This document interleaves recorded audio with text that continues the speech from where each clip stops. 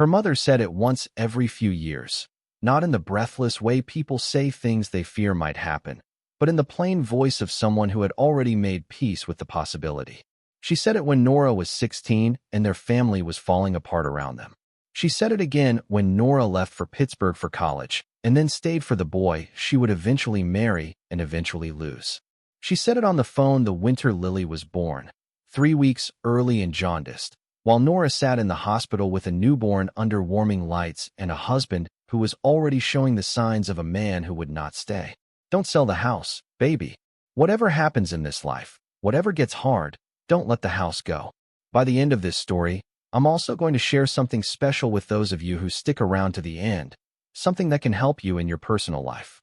But first, let's get back to Nora always thought her mother meant it sentimentally. Ruth Vance had spent 41 years in that house on Aldrich Road in Galen, Pennsylvania. She had raised 2 children there after Nora's father left. She had kept a garden in the side yard every spring and buried 2 cats near the fence at the back and painted the kitchen a particular shade of yellow 3 separate times because it kept fading in the afternoon light, and she liked it exactly right. The house was not an investment to Ruth. It was the shape her life had taken. Nora understood that. She had been patient with that understanding for 36 years. But Ruth Vance died in March. On a Tuesday morning, when the crocuses were just beginning to push through the front bed she had planted the previous fall, and what she left behind was a house that the county assessor had valued at $97,000 and a bank account that held $412.60. She also left behind 2 adult children who had not been in the same room without arguing for 11 years, and a property that the town's only active developer had been trying to acquire for going on 8 months. Nora sat across from Gerald Marsh's attorney on a Wednesday afternoon in late April with the purchase agreement spread on the conference table between them and a pen in her hand she had not been able to put down. The offer was $182,000. Gerald had come up 3 times from his original number, and his attorney, a trim woman named Paulson who wore her reading glasses on a chain and said almost nothing during these meetings, had made it clear this was the ceiling. The number existed because Gerald wanted the whole block for a condominium development, and the Vance house was the last parcel he needed. If Nora did not sell, the project stalled. If the project stalled, his offer came off the table. Paulson had not said this directly. She said it through implication, through the careful architecture of her silences, through the particular way she looked at her phone when the conversation drifted. The pen had Gerald Marsh's company name printed along the barrel. Nora had been holding it for 7 minutes. She knew because the clock on the conference room wall was loud, and she had been listening to it. $914 in her checking account, $22,300 in credit card debt spread across 3 cards, 2 of them already in collections. 2 months behind on apartment rent in Pittsburgh, where she shared a 2-bedroom unit with Lily and a radiator that only worked if you knocked it twice in the morning with the flat of your palm. Her car, a 2014 Civic with 148,000 miles on it, needed a transmission that 3 different mechanics had quoted between $1,800 and $2,200, and she had been driving slowly and avoiding highways for 4 months to put that off. Her ex-husband Paul was 6 months behind on child support. He had a new wife and a house in Columbus and answered her texts about money with the word sorry and nothing else. Lily needed braces. The orthodontist had used the word necessary, not recommended. The estimate was $4,800. $182,000 would fix all of it. It would fix more than all of it. It would leave something left over that felt like breathing after a long time underwater. Nora put the pen down. She could not say exactly why. The decision was obvious. Todd, her older brother, had said so 4 times in 4 separate phone calls over the past 2 weeks, and Todd was not a man who repeated himself unless he was absolutely certain. He was 42, worked in commercial real estate in Philadelphia, and had opinions about every financial matter that he delivered with the authority of someone who had never been wrong, at least not in his own accounting of his life. Sell the house, Nora. Take the money. Mom is gone. The house is just a house. And the way he said it carried the particular edge of a man who had already decided what he would do with his share of the proceeds, and was growing impatient to receive them. Todd had not been in Galen when Ruth died. He had been in Atlanta for a conference and drove up 2 days after the fact, stayed for the funeral and one night, and returned to Philadelphia before any of the actual work of closing a person's life had begun. Nora had handled all of it. The death certificates, the account closures, the calls to the utilities, the slow and deliberate devastation of going through her mother's drawers and deciding what to keep and what to let go.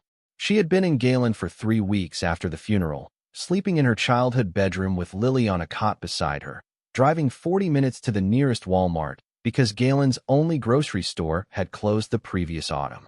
She picked the pen up, set it down. Paulson did not react. Don't let the house go. Nora had not thought about those words. In years, they had been her mother's refrain, the background noise of a particular kind of love, the kind that expresses itself through instruction rather than warmth. Ruth was not an unloving woman. She had simply been a practical one, someone who showed care through the maintenance of things rather than the declaration of feelings. She changed the oil in Nora's car when Nora came home for Christmas. She mailed homemade soup in insulated containers when Lily had strep throat. She called on the first Tuesday of every month and asked whether Nora was eating enough, sleeping enough, whether the apartment had enough natural light. Ruth believed strongly in natural light and distrusted apartments that faced north. She had never explained the instruction about the house. Not once in 20 years of repeating it. Nora had asked, once, when she was about 23 and still at an age when she pushed at the edges of things. Her mother had paused on the phone, and in that pause there was something Nora recognized as careful thought, the sound of a person deciding how much to say. What her mother said, finally, was that the house had things in it that needed to stay in the family. Nora had pushed further. What things? Her mother had said she would understand when the time came. The time had come. Nora did not understand anything except that she was 36 years old and broke and holding a pen over a contract that could save her life, and her dead mother's voice was sitting at the back of her skull saying don't. She set the pen down for the last time, told Paulson she needed another day. Paulson looked at her phone and said the offer stood until Friday. Nora drove back to the house on Aldrich Road through a town she barely recognized. Galen had been shedding pieces of itself for 20 years. The hardware store was gone. The diner where she had eaten pancakes every Saturday morning of her childhood was a vape shop now, its sign still faintly legible beneath the new one if you knew what you were looking at. The elementary school she and Todd had attended had been consolidated into a larger district 3 towns over, and the building sat empty with a for sale placard in the front window that had faded to the color of old newspaper. There were more empty storefronts on Main Street than occupied ones. The people who remained were the ones who had decided long ago that this was where they belonged, or the ones who simply had no way out. She passed the gas station near the highway turnoff, the one where a man named Dennis had been working behind the counter since she was a child and had gone gray in exactly the same place over the same register. And she passed the Methodist church where her mother had attended services every Sunday until her knees made it difficult. And she turned onto Aldrich Road and followed it to the end where it curved toward the stand of trees that had once been part of a dairy farm and was now just trees. The Vance house sat at the end of the street like something that had decided not to go anywhere. It was a 1947 frame construction with white aluminum siding that had weathered to gray, a covered front porch that sagged on the left side where the support post had rotted at its base, 3 bedrooms, 1 bathroom, and a kitchen her mother had renovated in 1994 using savings she had accumulated over 5 years by clipping coupons and selling vegetables at the farmer's market 2 towns over. The porch railing had been replaced at least twice that Nora remembered and was holding on now with the persistence of something that had survived longer than expected by refusing to acknowledge it was tired. Several of the windows had clouded at their edges where the seals had failed, and the gutter on the back of the house had pulled away from the fascia and was hanging at an angle, channeling rain onto the foundation instead of away from it. Lily was in the passenger seat scrolling through something on her phone with the absolute absorption of a child who has found a way to be somewhere else even when present. She had her mother's dark eyes and her grandmother's particular cheekbones and a habit of noticing things quietly and then announcing them as if she had been sitting on the information for some time. We staying tonight? She did not look up. I don't know yet. Maybe. Lily considered this. The screen went dark in her hand, and she looked at the house through the windshield. She had been here when Ruth died, or near here, waiting at a neighbor's house while Nora sat in the back bedroom holding her mother's hand for 11 hours. When Lily arrived, Ruth was already gone, and Nora was at the kitchen table with her hands around a mug of cold tea she had not touched. The flowers are open. Lily was looking at the front bed, where Ruth's crocuses had pushed through and were now fully out, purple and white, the only part of the property that looked intentional and maintained. She planted those in fall. She did it herself. I watched her. She knew she wouldn't necessarily make it to spring. Yes, Lily absorbed this without speaking. Then she got out of the car and went directly to the flower bed and crouched down in front of it with her phone forgotten in her jacket pocket. And she stayed there for a long time, just looking at the flowers without touching them. Inside, the house smelled like dust and something faintly floral. A candle Ruth had burned so consistently for years that the scent had absorbed into the walls and would probably be there long after everything else changed. Nora moved through the room slowly, not assessing, not working, just moving through spaces she had grown up in with the particular attention you give to something you might be saying goodbye to. The front room where the television had always been too loud because Ruth refused to acknowledge her hearing was declining. The hallway where the carpet runner had been replaced so many times over the decades that you could see the outline of its previous versions in the tack strip marks along the edges of the hardwood. The bathroom with its subway tile that Ruth had cleaned every Thursday morning with a specific spray she ordered by the case, and which Nora had not been able to find at any store she had ever lived near. And the kitchen, the yellow walls. The window over the sink where Ruth kept a small cactus in a clay pot with a hairline crack up one side. Still there, still alive, still squat and green and unbothered by everything that had happened. The table where Ruth had kept her bills in a single rubber-banded stack that she paid on the first of every month before she paid for anything else. The drawer below the counter near the stove where she kept things she could not categorize but would not throw away, batteries and twist ties, and a tiny screwdriver, and a ceramic button shaped like a cardinal, and a grocery receipt from 2009.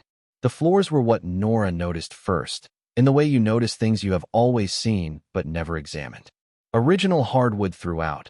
Oak, installed when the house was built, 3/4 of an inch thick, tongue and groove.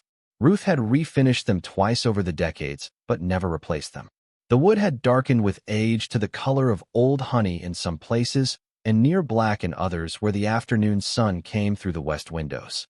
In the kitchen, where the wear was heaviest, the boards had compressed and gapped slightly at their seams, and when you walked across certain spots you felt the flex, the slight give of old wood over joists that were still solid but no longer young. Nora stood in the kitchen in the quiet and pressed her foot against one of the flexing boards. It gave, settled, gave again. She had been walking on this floor her entire life without thinking about it. Looking at it now with the eyes of someone deciding whether to let a stranger own it, she saw it differently. She moved through the rest of the house with that same attention, opening doors she had opened 10,000 times, looking at things she had looked at without seeing for most of her life. The small bedroom that had been hers was bare now, the twin bed stripped, the dresser cleared. Her mother had not kept it as a shrine to childhood the way some parents did. She had used it practically as a sewing room after Nora left, and then as a storage room when the sewing machine's motor finally gave out, and the closet still held stacked boxes that Nora had not yet gone through, labeled in Ruth's handwriting with a Sharpie that had been running low on ink.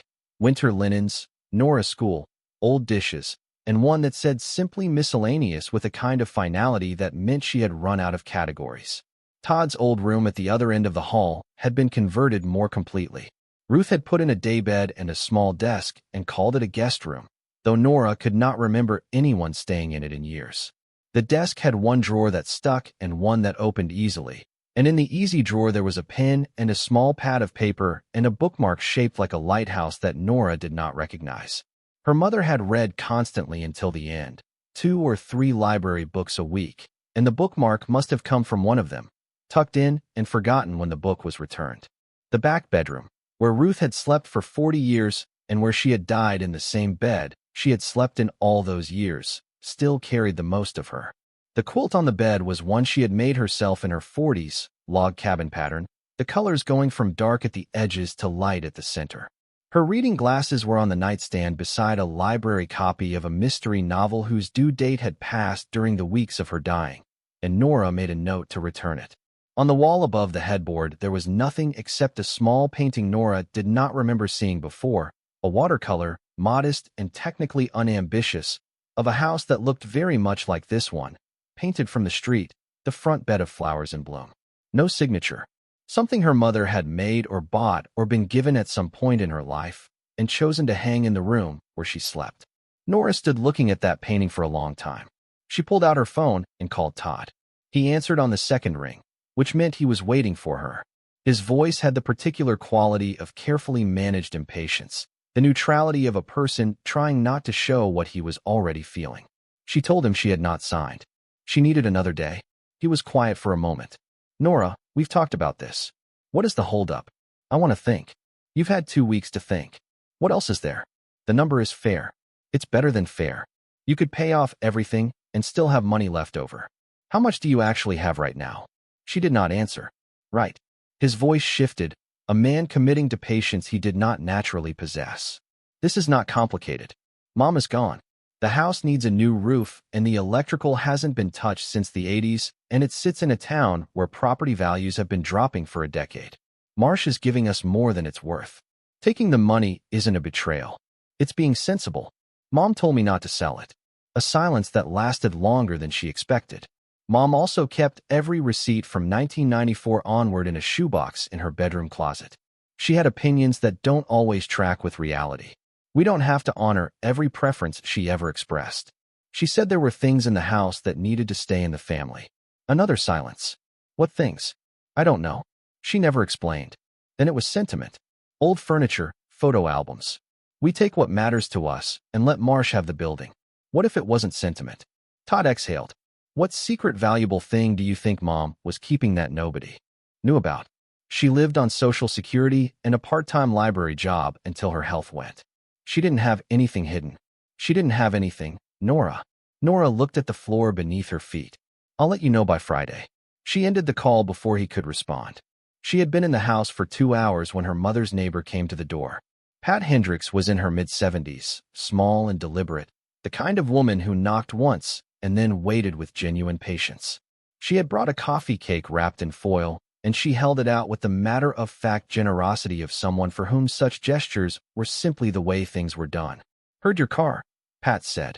Figured you might be in and out quickly. Wanted to catch you. They sat at the kitchen table with coffee from Ruth's old percolator, the one that had been on this counter since approximately 1987 and still ran with a persistence that made no mechanical sense. Pat ate a slice of cake and looked at the room around them with the fond familiarity of someone who had spent a great deal of time in it. We used to have coffee here every Thursday, Pat said. Your mother and I. 22 years of Thursdays, give or take. She looked at the cactus in the window. She talked about you more than she let on. Worried about you more than she let on, too. If I'm being straight. She worried about everybody. She worried about you specifically. About whether you were all right. About the money situation after the divorce. Pat folded her hands around her cup. She never said it like a burden. Just said you had Ruth Vance's stubbornness and you'd get through it. Same as she always had. Nora looked at her coffee. She also said something that I thought about after she passed. Pat paused, choosing her words with care. She told me the house was going to be the best thing that ever happened to you. Not in a sentimental way. She said it like it was practical. Like a fact she knew that you didn't yet. Did she say why? No. Pat shook her head. You know how Ruth was. She said the things she meant to say and left the rest to timing. But she said it more than once. The house is going to be the best thing that ever happened to Nora. She was very sure about it. After Pat left, Nora stood in the middle of the kitchen for a long time. Lily was out back looking at the garden beds, examining the dried stalks of last year's tomatoes with the focused interest of a child who was building a theory about something. The house was quiet around Nora in the way old houses are quiet, not empty, just waiting. She was still standing there when the knock came at the front door. Gerald Marsh was a man of about 55, wide in the chest, the kind of purposeful tan that came from weekends on a boat rather than outdoor work. He wore a canvas jacket and a company polo shirt, and he came with a folded set of architectural drawings tucked under one arm, which told her everything about what he expected this conversation to be. He introduced himself pleasantly and said he happened to be checking on a nearby property and hoped she did not mind his stopping by. She minded, but said nothing about it. He walked through the front of the house without asking permission, looking at the rooms with the particular attention of a man who saw only what he intended to replace. The wallpaper in the front room, peeling at the corners. The electrical outlets with their round openings that predated everything installed after about 1965. The ceiling in the hallway where a water stain from a long-ago winter had spread and dried, and spread again into a continent-shaped mark above the doorframe. Lot of deferred maintenance, Gerald said. Not as a criticism exactly, more as confirmation. My mother maintained what mattered. Gerald glanced at her and then back at the ceiling. We'd be taking the whole structure down, obviously. The footprint is what's useful to us. He said it without cruelty, the way you state facts about things that do not belong to you yet. My architect has designed something really nice for this block. 12 units, 2-bed, 2-bath, covered parking underneath. It'll change the character of the street. My mother lived on this street for 41 years. I understand that. Gerald's voice carried the practiced warmth of a man who had said things like this before. And I respect that, which is why I've come up 3 times on the number. We're not trying to take advantage of your situation. We want to make this right for your family. He used the word situation the way people used it when they wanted to name a disadvantage without calling it what it was. Lily appeared in the kitchen doorway with mud on her sneakers and a strand of dried tomato vine in her hand.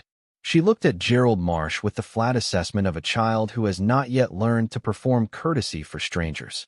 She did not say anything. Gerald looked at her, and then at Nora, and then at the architectural drawings under his arm. I'll let you get on, he said. Paulson has my number if you need anything clarified before Friday. He left the way he had come, through the front door, and Nora watched his truck turn around in the gravel patch beside the house and move back down Aldrich Road. Lily stood beside her. He wants to knock it down. Yes. The flowers too. Nora did not answer that. Lily went back to the kitchen and crouched in front of the section of floor near the stove with her hand pressed flat against the boards the same way Nora had been pressing earlier. She moved her palm from spot to spot with the methodical patience she brought to everything she had decided was worth understanding. She pressed her foot against the floor again near the stove. That same give, that same resonance, different from the boards around it. She looked at the braided oval rug in faded blue and green that had been in that exact spot since she was old enough to remember the kitchen. Ruth had made it herself sometime in the 90s. From strips of old clothing, a project that had taken most of one winter and that she was matter-of-fact about when Nora had admired it. Her mother had not been a sentimental decorator. Every object in this house had a reason for existing where it existed. The cactus was on the windowsill because that window had the best light. The bills were rubber-banded on the table because that was where she sat to pay them. The rug was in front of the stove because that was where the floor felt better with something on it. That was what Ruth had told Lily once, years ago. Lily had mentioned it at the table 2 hours ago, and Nora had heard her and not fully processed it until now. The floor felt better with something on it, not with the rug on it. The floor felt better. Nora moved the rug. Beneath it the boards looked the same as everywhere else. But when she pressed her palm flat against the wood and then moved it several inches and pressed again, the difference was there. Not dramatic, not obvious. A change in the give, a change in what she felt coming back through her hand. Beneath this section there was something that sounded and felt like air rather than solid framing. She stayed on the kitchen floor with her palms on the wood for a long time, pressing and listening the way her mother used to press her ear to the wall when she thought there was something going on in the pipes she needed to understand before she called anyone. Lily appeared in the kitchen doorway. She had mud on her sneakers from the garden and a strand of dried tomato vine in her hand. She looked at her mother on the floor, and then at the rug folded to one side, and then at the section of boards Nora was kneeling over. What are you doing? Listening to the floor. Lily walked over and crouched beside her mother. She pressed her own hand to the wood, then moved it around in the methodical grid pattern way she approached everything, testing several spots before stopping near the base of the stove. She pressed down, moved her palm, pressed again. This one is different. She was certain about it. Not like a loose board. Like something underneath isn't the same. They were both quiet for a moment. The house made its afternoon sounds around them. A pipe ticking somewhere in the wall, the refrigerator cycling through its old hum, the porch boards shifting in the wind outside. Grandma had a loose board once, Lily said. I was little, but I remember stepping on it, and it made a bad sound, and I was scared I would fall through. She fixed it, or I thought she fixed it. Then she put the rug there. Lily looked at the rug, then at the floor. She put the rug there right after. Nora looked at her daughter. She put the rug there right after she fixed the board, Lily said. as if confirming to herself. But the board doesn't feel broken. It feels like there's something under it. Nora stayed on the floor of her mother's kitchen with her hands on the boards and thought about a woman who had a real reason for everything she did and never wasted a gesture. About a rug placed in exactly one spot and maintained there for 20-some years through every other change that happened in this room. About an instruction repeated for 2 decades that had never come with an explanation, only with the certainty of a person who knew something they were not yet ready to pass on. She got up and called a man named Harvey Driscoll. The name was in her mother's phone contacts, listed as Handyman Harvey, appearing in the call log enough times over the past 3 years to suggest a working relationship built on reliability rather than convenience. Nora did not know him. She called and explained what she needed, a section of kitchen floor she wanted to investigate without damaging the surrounding boards. And Harvey said he could be there by 10 the next morning and that he charged $60 an hour. That night, Nora tried twice more to find the edge of the hatch on her own, working by flashlight with a butter knife along the seams of the boards near the stove.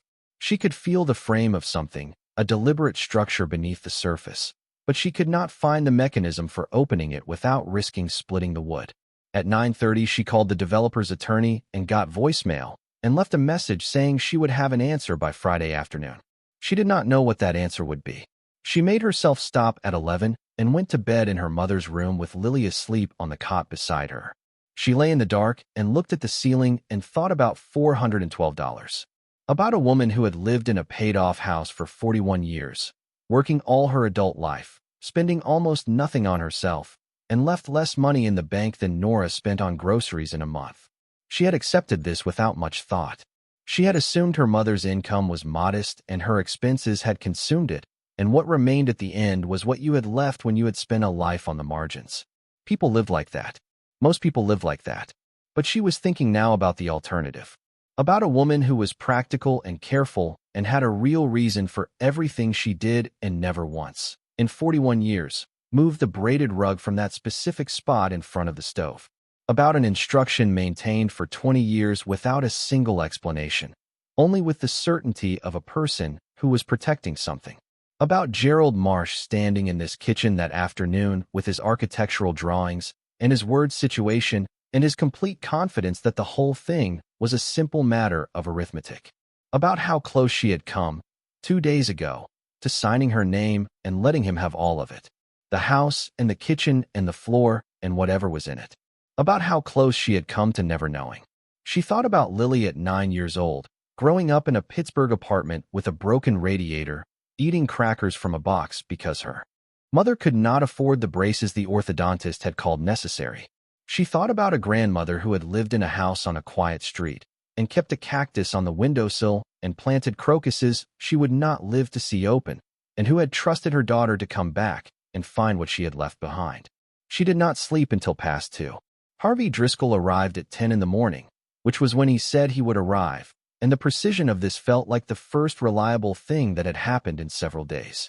He was 63 years old and built across the shoulders with the density of a man who had spent his working life using his body correctly, not with force but with efficiency.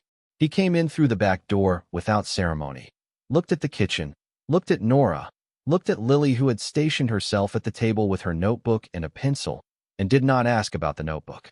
"She's documenting," Nora said. "Smart," Harvey said, and crouched beside the floor near the stove.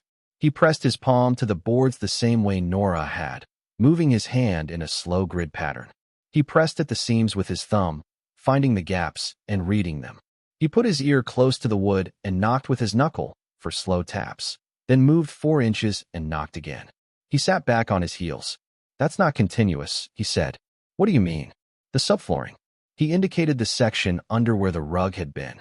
"It's not the same as the rest. There's a frame here. Somebody built a frame into this floor and fitted the boards back over it to look like everything else." He examined the edge of the section more closely, tilting his head. "Good work. I wouldn't have found it just walking through." Nora looked at the floor. "You had someone in the family who knew what they were doing with wood." Harvey pressed along the edge near the wall and found something with his thumbnail, a gap slightly wider than the surrounding seams. "This is the hinge side." He moved to the opposite edge. "The release should be here." He pressed with 2 fingers. The section gave, fractionally, confirming what it was. It's a hatch, built into the floor, fitted flush so it reads as ordinary boards unless you know what you're looking for. Before we find out what happened next in the story, I want to take a brief moment to speak directly to anyone watching who might be going through their own sudden, overwhelming transition. If you are navigating a bitter divorce, the loss of a spouse, or a financial shock, you know the hardest part isn't just the money. It's not knowing what to do first. That is exactly why we created the Phoenix Blueprint. It is a practical, step-by-step guide for starting over. It doesn't have fluffy affirmations or vision boards. It is a tactical survival manual. It gives you the exact checklist for the first 48 hours, including the one rule you must follow. Do not make any decision you cannot reverse. It includes the Found Money worksheet, showing you exactly how to check state databases because 1 in 7 Americans actually has unclaimed money waiting for them right now. It even gives you word-for-word boundary scripts to use when family members pressure you for money or try to make decisions for you. You can get the entire guide right now for just $17. If you're watching on your TV, just pull out your phone, open your camera, and scan the QR code on the screen right now. If you're on a computer or phone, click the top link in the description. You don't have to figure this out alone. Now, let's get back to the story. Who would have built this? Harvey stood. When was the house built? 47. Original builder, then, or somebody not long after. Harvey looked at the hatch from a standing angle, the way you look at something differently when you step back from it. The joinery is period. Same era as the rest of the floor. He gestured with one hand at the surrounding boards. Whoever did it, they knew what they were doing and they knew this floor. You can't fit a hatch this cleanly into an existing floor. You have to plan it from the beginning or take the whole section up and relay it carefully. He studied the frame. This was planned. From the beginning. From the beginning. Harvey folded his arms. Whoever built this house knew where this compartment was going before the floor went in. Then maybe the original builder. Maybe someone later who knew the structure well enough to add it cleanly. He picked up his toolbox. It's been here a while. The finish matches, but the wear pattern is slightly different over this section. Someone covered it intentionally and then left it alone. Lily had put her pencil down and was watching Harvey with the complete attention she gave to things she had decided were important. Harvey worked without hurry, placing a narrow chisel at the edge of the hatch and tapping it with a wooden mallet, feeling for the point where the fit would release without splitting the board above. He repositioned twice, adjusted the angle once, and then applied steady pressure, and the section came free cleanly on a hinge that swung without protest, the metal dark and dry but functional. The space beneath was roughly 2 feet by 3, about 14 inches deep, framed in old lumber that had dried and darkened over many years. And in the space, sitting on the frame's bottom board, was a bundle wrapped in oilcloth, tied with a length of cord that had once been white and was now the deep tan of aged cotton. Harvey sat back on his heels and looked at Nora. She looked at the bundle and at the hatch and at the space that had been in this floor, under this rug, for as long as anyone had placed a rug here to cover it. Lily made no sound. Nora reached into the space and lifted the bundle out. It was heavier than she had prepared herself for. Todd called at 11:45. She had not called him back from the night before. He led with that, then moved directly to the deadline. Paulson had confirmed with him that the offer came off the table at 5 on Friday. Did Nora understand that? Had she thought about what she was throwing away? Did she have any idea how difficult it would be to get another offer at this number in this market? I found something, Nora said. He stopped. In the floor. Under a hatch that was built into the kitchen floor. There's a hidden compartment. Mom had a rug over it for as long as I can remember. She told me for years not to sell this house, and that there were things in it that needed to stay in the family. The silence on the other end lasted long enough that she thought the call had dropped. What's in it? His voice was different now. Quieter. I haven't opened it yet. Why not? She had been asking herself the same thing for the past hour, since Harvey had left and Lily had gone to the back porch and Nora had been sitting at the kitchen table with the bundle in front of her and had not been able to make herself unwrap it. Something about the weight of it, the care of the wrapping, the cord tied with the deliberateness of a person who expected it to hold for a long time. It felt like a letter you were not sure you were ready to read. Because it was hers, Nora said finally, and I wanted to sit with it for a minute before I changed what it was. Todd was quiet for a moment. Then, with a gentleness that was not his natural register in that, told her he was feeling something he had not planned to feel. "Okay, I'll drive up this afternoon. Call me when you open it." He ended the call before she could tell him not to bother. Nora looked at the bundle on the kitchen table. Lily appeared in the doorway, quiet in the way she was when she understood that something was happening and she did not want to interrupt it. She walked in and stood beside her mother and did not say anything. Nora untied the cord. The oilcloth fell open. What was inside took a moment to understand because there was so much of it. Cash, bound in rubber bands, stacks of bills in 20s and 50s and hundreds, the paper old but undamaged, the rubber bands brittle with age and crumbling when she touched them. She had to hold very still. She had to let her eyes work through it before any part of her could respond to what she was seeing. Lily made a sound she could not quite identify. Not surprise exactly. More like recognition of something that had been coming. Beneath the cash were smaller packets wrapped in wax paper and sealed with tape gone yellow at its edges. Nora opened one carefully. Inside were coins, gold, old, their surfaces worn to a soft matte gleam, but their faces distinct. She turned one in her fingers and found a date. 1924. Another, 1911. Another, 1927. And at the very bottom of the oilcloth, folded precisely in thirds, was an envelope. On its front, in her mother's small, careful handwriting, a single word. Nora. She sat with the letter in her hands for a long time without opening it. The kitchen was very still. The cactus on the windowsill had not moved. The floor around them held its silence. The open hatch showed its depth, its dry, dark interior, the space where something had sat for years and years and years. Lily's hand found her mother's arm. Nora opened the letter. The handwriting was her mother's, careful and small, the kind of penmanship you developed when you grew up at a time when paper cost something and waste was not an option. It was dated February of last year, 13 months before Ruth died, written when she must have known the window was narrowing. It began the way Ruth began everything. Without preamble. Without decoration. Nora, if you're reading this, it means you listened. It means you didn't sell. I knew you would, eventually, even when I could see how hard things were for you. You are more like me than you know. Lily pressed closer. Nora kept reading. The money in this floor is mine. All of it.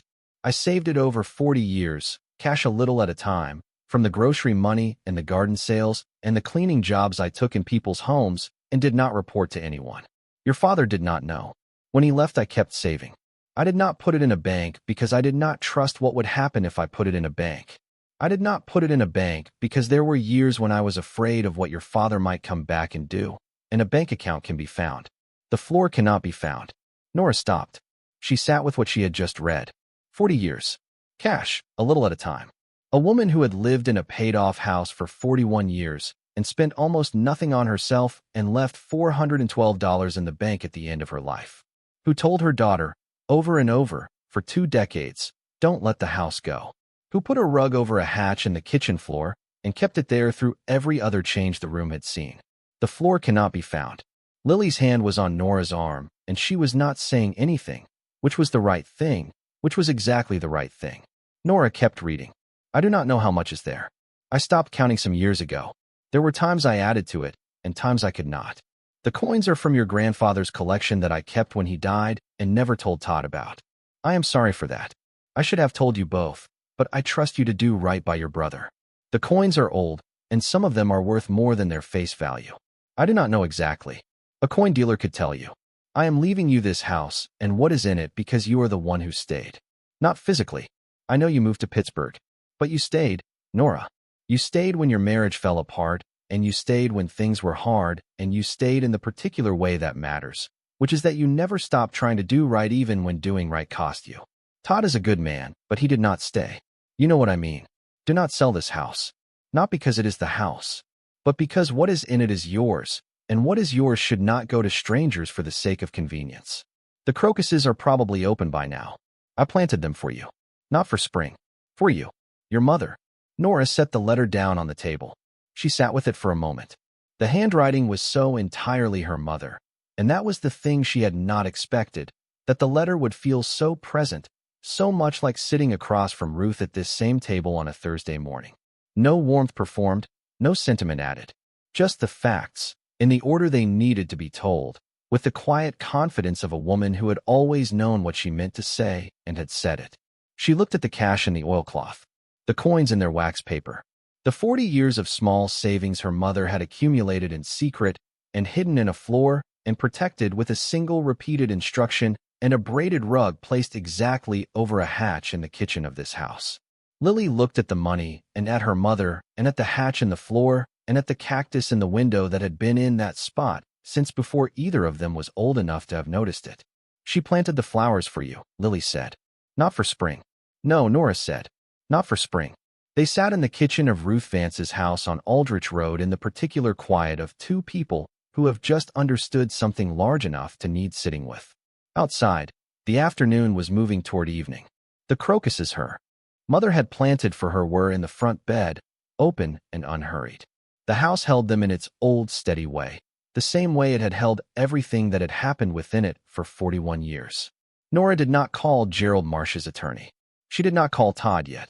She pressed her palm to the floor where the hatch sat open and felt the wood, solid and real in hers, and she stayed.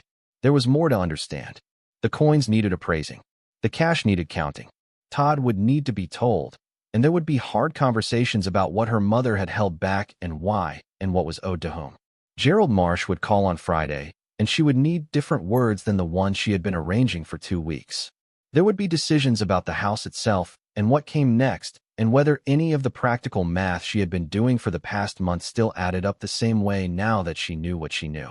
And beyond all of that, somewhere underneath the immediate shock of it, there was her mother herself, the woman who had spent 40 years making these deposits in secret and in silence, who had cleaned other people's houses and sold vegetables from her garden and set aside a little at a time for a daughter she trusted to not sell what she had been given, who had put a rug over a hatch in the kitchen floor and said, "Don't let the house go," and waited.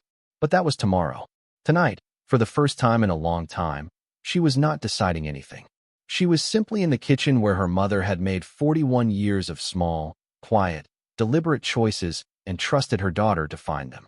Lily moved closer and leaned against her mother's side, and they sat that way while the light changed in the window and the cactus stood its patient watch and the floor held its long silence around the open hatch that no longer needed to keep it secret.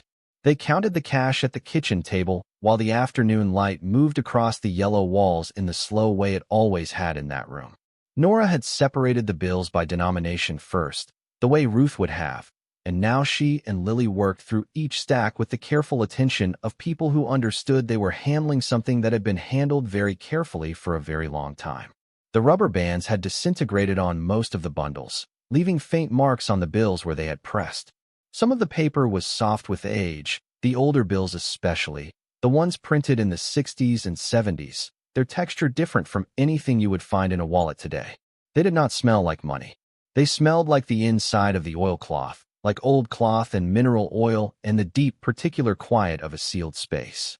Lily kept count on a notepad.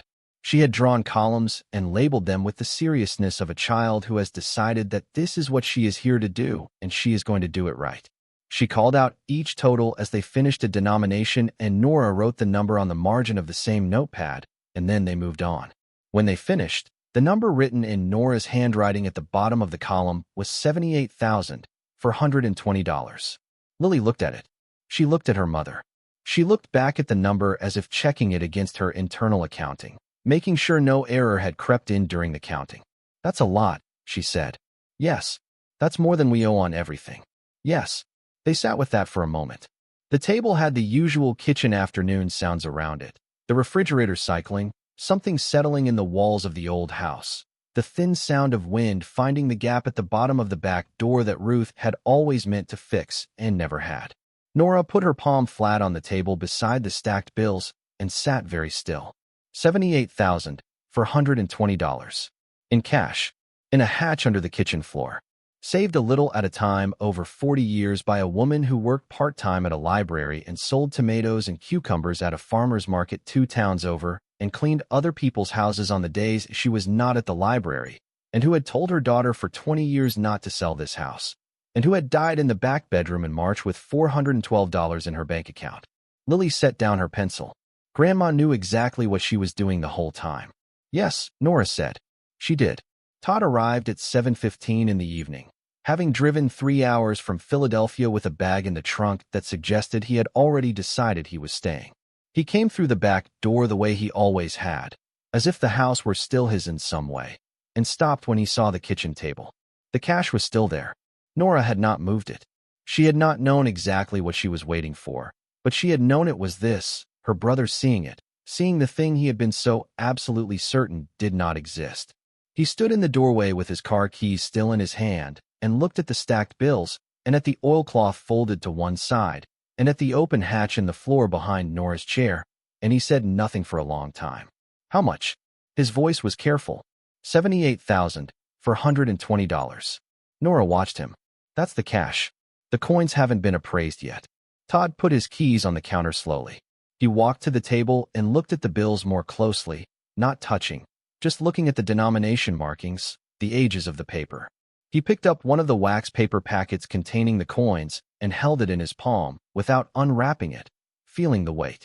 He had told Nora 5 days ago, with complete certainty, that their mother had not had anything hidden, that she had not had anything at all. I was wrong, he said. He said it flatly, without preamble, without building to it. The way a person admits something when they have already processed the fact privately on a 3-hour drive and arrived with the decision made. He set the coin packet down. She had this the whole time, and none of us knew. She didn't want us to know. Nora slid the letter across the table. She left this for me. In with everything. Todd read it standing up. He read it twice, which was something Nora had never seen him do with anything. When he set it down, his face had an expression she did not have a name for. Something between the feeling you get when you have been wrong about something important and the feeling you get when you realize the person you underestimated had very good reasons for everything they did. She hid it from Dad, Todd said finally. That's what she says. He thought he took everything when he left. Todd was quiet for a moment. You remember how he was. About money. About what was his. Nora remembered. Their father had been a man who believed, at a cellular level, that the money in the house was his regardless of where it came from or who earned it. When he left, he had taken what he could find. Their mother had never discussed the specifics of what that looked like. She had simply gotten on with things, as she always did. She started before he left, Nora said. The letter says 40 years. She was still married to him when she started putting it aside. Todd sat down. He was quiet for longer than Nora had ever heard him be quiet. He looked at the hatch in the floor, the dark square opening, the dry lumber of its frame. She built this over him. His voice was different now, something stripped out of it that she had not heard him without before. He sat there in the kitchen where their mother had made 41 years of small decisions, and he seemed, for the first time in the many years Nora had watched him manage and organize and dispense certainty about everything, like a man who did not know what to do next. Lily appeared from the back porch where she had gone to give Todd space. She set a glass of water in front of him without being asked, the way Ruth used to do, the specific Ruth gesture of recognizing that someone needed something before they said so. Todd looked at the glass and then at Lily, and something crossed his face that he did not try to hide. Thank you, he said. Lily sat down on the other side of the table. Uncle Todd, have you seen the coins? No. They're really old. Nora says they're from great-grandpa's collection. We need someone to look at them. Todd looked at his sister. Tomorrow, Nora said. I'll find someone tomorrow. Martin Goss drove an hour and 40 minutes from the city, which told Nora something about the photographs she had texted him. She had found him through a referral from the County Historical Society, a woman named Ellsworth who picked up the phone on the first ring and listened to Nora describe what she had, and then said, without any hesitation, that there was one person she should call. She had given Nora the number and said he was not cheap, but he was honest, which was the combination that mattered. Goss called back within 20 minutes of receiving the photos. He asked her 2 questions, whether the coins had ever been cleaned, and whether she had touched them with bare hands. She said no to both, which was luck rather than knowledge. He said he would come the following morning, and she heard in his voice the particular restraint of a man who had found something interesting and was not going to say so until he had seen it in person. He arrived at 9:30 on Friday morning, the day the developer's offer was set to expire, carrying a hard-sided case, and wearing cotton gloves that he put on before he got out of the car. He was in his mid-50s with close-cropped silver hair and the deliberate movements of someone who worked with fragile things and had trained himself over many years not to rush. Paulson called at 9:45. Nora watched her phone screen flash the attorney's number twice and did not answer it. Todd sat at the kitchen table with his laptop and coffee he had made in Ruth's old percolator and watched Martin Goss work. Lily had positioned herself across from Goss at the table in a chair. She had turned sideways so she could watch his hands. She had her notebook. Goss unwrapped each packet in the wax paper with care, placing each coin on a square of archival felt he had brought for the purpose. He examined them under a loupe he wore on a headband, making brief notes in a field book with a mechanical pencil. He did not speak for the first 40 minutes. The kitchen was very quiet except for the sound of the pencil and the refrigerator and, once, a bird outside the window over the sink that Ruth had always called the most reliable songbird in the county. When Goss finally spoke, it was to ask a question. Do you know where your grandfather acquired these? Nora's mother's father had died before she was old enough to have a clear memory of him. She knew what her mother had told her. He had been a machinist, a careful man, not wealthy in any obvious way. He had been born in 1914 and lived through the Depression and the war and had come out of both with the habits of someone who never entirely trusted the future to resemble the present. He worked, she said. I don't know much beyond that. Goss nodded. He picked up a coin with the gloved tips of 2 fingers and held it to the light from the window. The kind of man who understood that what you had in hand today might not be there tomorrow. What does that mean for what you're looking at? Goss set the coin down. It means he bought well. He thought for a moment, choosing words with the care of a professional who had learned not to excite people prematurely. Several of these pieces are gold double eagles, which is the $20 denomination minted in the late 19th and early 20th centuries. Some are St. Gaudens's design. He indicated a group he had set apart. These are in exceptional condition for their age, which is very significant to their value. He picked up another coin, examined it for a moment, set it down. This one here is a 1927D. He looked up at Nora. That's an uncommon date. Extremely uncommon. She looked at the coin, small and gold, worn to a matte gleam at its highest points. I'll need to do proper research before I give you any firm numbers, Goss said. But I can tell you now that this is not an ordinary collection. Someone knew what they were looking for when they put this together. Lily was writing in her notebook. She did not look up. How long does the research take? Goss looked at her. For a collection this size and this quality, I can have preliminary numbers to your mother by the end of the week. Full written appraisal, 3 to 4 weeks. Lily wrote that down. Goss left mid-morning with each coin documented, photographed, and returned to its wax paper. He took a full set of photographs and a list of what he had seen and said he would be in touch. When he shook Nora's hand at the back door, he held it a moment longer than necessary. Your grandfather built something significant, he said. I'm glad it was kept together. After his car had gone down Aldrich Road, Nora stood in the kitchen doorway and looked at the table where the coins had been. Todd was refilling his coffee. Lily was reading through her notebook. Paulson called again at 11. Nora answered this time and said she needed a week's extension on the offer.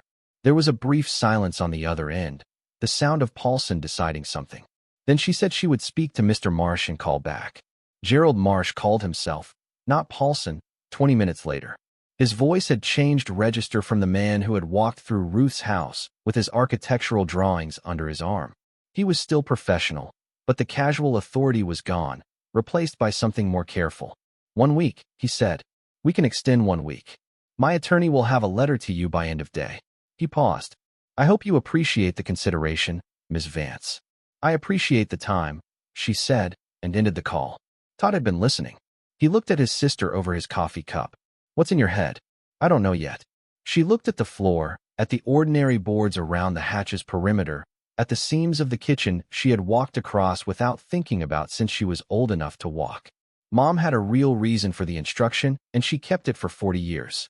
I want to understand the whole thing before I decide anything. Todd was quiet. Then he said, what I need to understand is how I missed it. I came here for every holiday for 20 years. I sat in this kitchen. I never felt that floor give. You weren't looking for it. You were. Nora thought about that. She had been looking for something. She had not known what it was until it was under her foot. But the act of taking the instruction seriously, of deciding that her mother's words meant something specific rather than something sentimental, had been its own kind of looking. Todd had walked through this house for decades as someone who already knew what it was and what it contained. She had come back as someone trying to find out. She went to the window and looked at the side yard, at the fallow garden beds with their dried stalks. She thought about coming back in spring and planting them. She thought about Lily on her knees in turned soil the way she had been in the front bed the first morning, looking at what her grandmother had grown for her. She was still at the window when Lily called from the upstairs hallway. The voice was not alarmed, not excited, just carrying the particular tone Lily used when she had found something and wanted Nora to come see. Not urgent, but certain. Nora went upstairs and Todd followed. Lily was in the back bedroom, the room where Ruth had slept and died, and where the watercolor painting of the house hung above the headboard. She was standing at the coat closet, which was narrow and deep and still held Ruth's coats arranged on hangers in the precise order Ruth had always kept them, winter coats toward the back, lighter things in front. Lily had not disturbed any of them. She was pointing at the shelf above the hanging bar. "There are boxes up there that have been here forever," she said. "But look at this one." She indicated a shoebox on the far end of the shelf, pushed to the back, its lid taped shut with brown packing tape that had yellowed and dried and cracked at the edges in the way that packing tape dried when it had been on something for a very long time. On the side of the box, in Ruth's handwriting, it said Winter Accessories, which was the same label as the shoebox beside it and the one beside that. 3 boxes with the same label, Lily said. Grandma never had 3 boxes with the same label. She would have numbered them or put dates. Nora reached up and took the box down. Even before she got the tape off, she could feel that the weight was wrong for accessories. Not heavy in an alarming way. Heavy in the way of something dense packed carefully into a space designed to look unimportant. Todd got the tape off, prying it at the corners the way he had learned to open things without destroying them from years of receiving expensive gifts he wanted to return intact if necessary. The lid came free. Inside was a small object wrapped in a flannel cloth, tied with a piece of kitchen string. And under it, a key on a plain metal ring. No label, no tag, smaller than a house key. And under that, a piece of paper folded once, Ruth's handwriting. The paper said, "Basement. Cabinet against the east wall. Second key is here. Everything else is there." They stood in the back bedroom looking at the paper and the key and the flannel-wrapped object. Lily had the key in her palm, turning it over. It was a simple flat key, the kind that opened a padlock or a cabinet lock rather than a door. She planned this, Todd said. He was not surprised exactly. The surprise had happened in the kitchen. When he saw the cash. What he had now was a more careful kind of attention, the attention of a man who had decided to stop assuming he knew what was coming next. She planned everything, Nora said. Lily had already unwrapped the flannel cloth. Inside was a small compass, old, its brass case worn smooth, its face yellowed behind the glass. There was a piece of tape on the back with 3 words written on it in handwriting older than Ruth's. True north always. Nora turned the compass in her hand. It had belonged to someone before her mother. It felt old enough to belong to someone before her grandfather. "Whose is it?" Lily asked. "I don't know," Nora said. "But Mom kept it with the key." They went to the basement. Ruth's basement was not a place anyone spent time voluntarily. It was concrete-floored and low-ceilinged and smelled of the particular combination of aged wood framing and mineral dampness that old basements in old houses always carried. A bare bulb hung from a cord near the foot of the stairs, operated by a chain. There were shelves along 2 walls holding the kinds of things that accumulate in basements over decades. Storm windows from before the house got replacement windows, empty mason jars, paint cans with their lids pressed shut, a roll of chicken wire, boxes labeled Christmas. Against the east wall stood a metal cabinet, the kind sold at hardware stores, painted gray, roughly 4 feet tall and 2 feet wide. It was unremarkable. Nora had seen it every time she came down here for 20 years and had assumed it held tools or cleaning supplies or the general overflow of a house full of miscellaneous objects. It had a padlock on the bar that held its doors shut. The lock was simple, solid, not rusted. It had been maintained. Lily handed the key to Nora. The lock opened on the second attempt, the first having been the wrong direction of turn. The bar swung free. Nora pulled both cabinet doors open. The shelves were not shelves in the usual sense. They had been modified, their spacing altered and their surfaces lined with oilcloth of the same type used in the kitchen hatch, dark green, smooth. On the top shelf, stacked in bundles wrapped in the same wax paper as the coins upstairs, were more packets. On the middle shelf, wrapped in green felt, were long flat cases of the sort that held silverware. 3 of them, stacked flat. On the bottom shelf, a metal lockbox the size of a large hardcover book, closed with a combination lock, and beside it, propped upright, a notebook. Not the ledger from the letter. A different one. Thicker. The cover was a dark blue marbled pattern, the kind of composition notebook that had not changed in design since approximately 1960. Todd stood behind Nora looking at the contents of the cabinet and said nothing. Lily, Nora said, "Don't touch anything yet." Lily had her hands clasped behind her back, which was what she did when she was working very hard not to touch something. Nora lifted the notebook out first. The cover was not labeled. She opened it to the first page. The handwriting was Ruth's, smaller than her usual hand, more compressed, as if she had been conscious of the space and wanted to use it carefully. At the top of the first page, a date, March 1978. Nora was 8 years old in March of 1978. Her father had not yet left. Her mother had been 31 years old and had been married for 12 years and had 2 children and a house on Aldrich Road in Galen, Pennsylvania, and had started, in the spring of that year, to write down everything she kept in this basement cabinet and what she understood it to be worth. The first entry was simple. 6 silver dollars, Morgan design, dates 1878 to 1889. From Dad's collection. Estimated value, $8 to $12 each, possibly more for better dates. Kept because Dad said they would grow. Nora turned the page. March 1978, 3 weeks later. Bought 4 more Morgan dollars from a man at the Millbrook flea market. Paid $3 each. Condition is good. Keeping with Dad's. April 1978. Set aside $14 from grocery change this month. In the envelope in the floor. She had been doing this since 1978. The cash under the kitchen floor, the coins, the silver in the cabinet, all of it had been tracked, added to, maintained. In this notebook since the year Nora was 8 years old and her parents were still together and her mother had been, without any indication that could be seen from outside, building something in silence. The entries continued. Not every month, sometimes skipping seasons, but consistent over decades. A pattern emerged in the handwriting, in the items mentioned. Ruth bought things from estate sales and flea markets, always in small amounts, always things she could assess herself against what her father had taught her. She tracked the value of the Morgan dollars as coin guides were published, noting when prices rose, deciding whether to add more of the same or branch into other areas. She had branched, slowly, into gold. The first gold coin entry was 1982, a single $10 Liberty head piece purchased from an estate sale for $60. Ruth had written beside it, "Dad would have kept this one. I will keep it too." Todd had come to stand beside Nora. He was reading over her shoulder, not speaking. His breathing was steady but slow in the way breathing is when you are working to keep it that way. The flatware entries were matter of fact.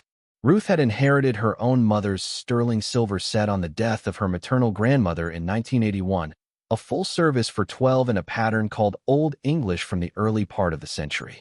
She had wrapped it in the felt cases and stored it in the cabinet and made a note of its weight in troy ounces and the silver spot price on the day she put it there, which had been $4.80 per ounce. Beside the note, she had written a calculation in pencil and then underneath the calculation a single observation: it will be worth more.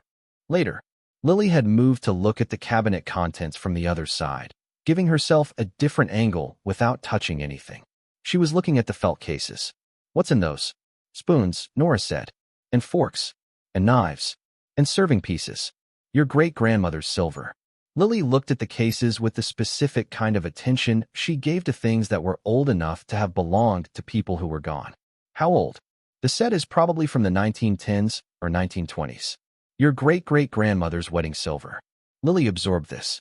"And Grandma kept it here. In this cabinet. Not in the dining room." "No. Because she knew it was worth something." "Because she knew it was worth something," Nora agreed.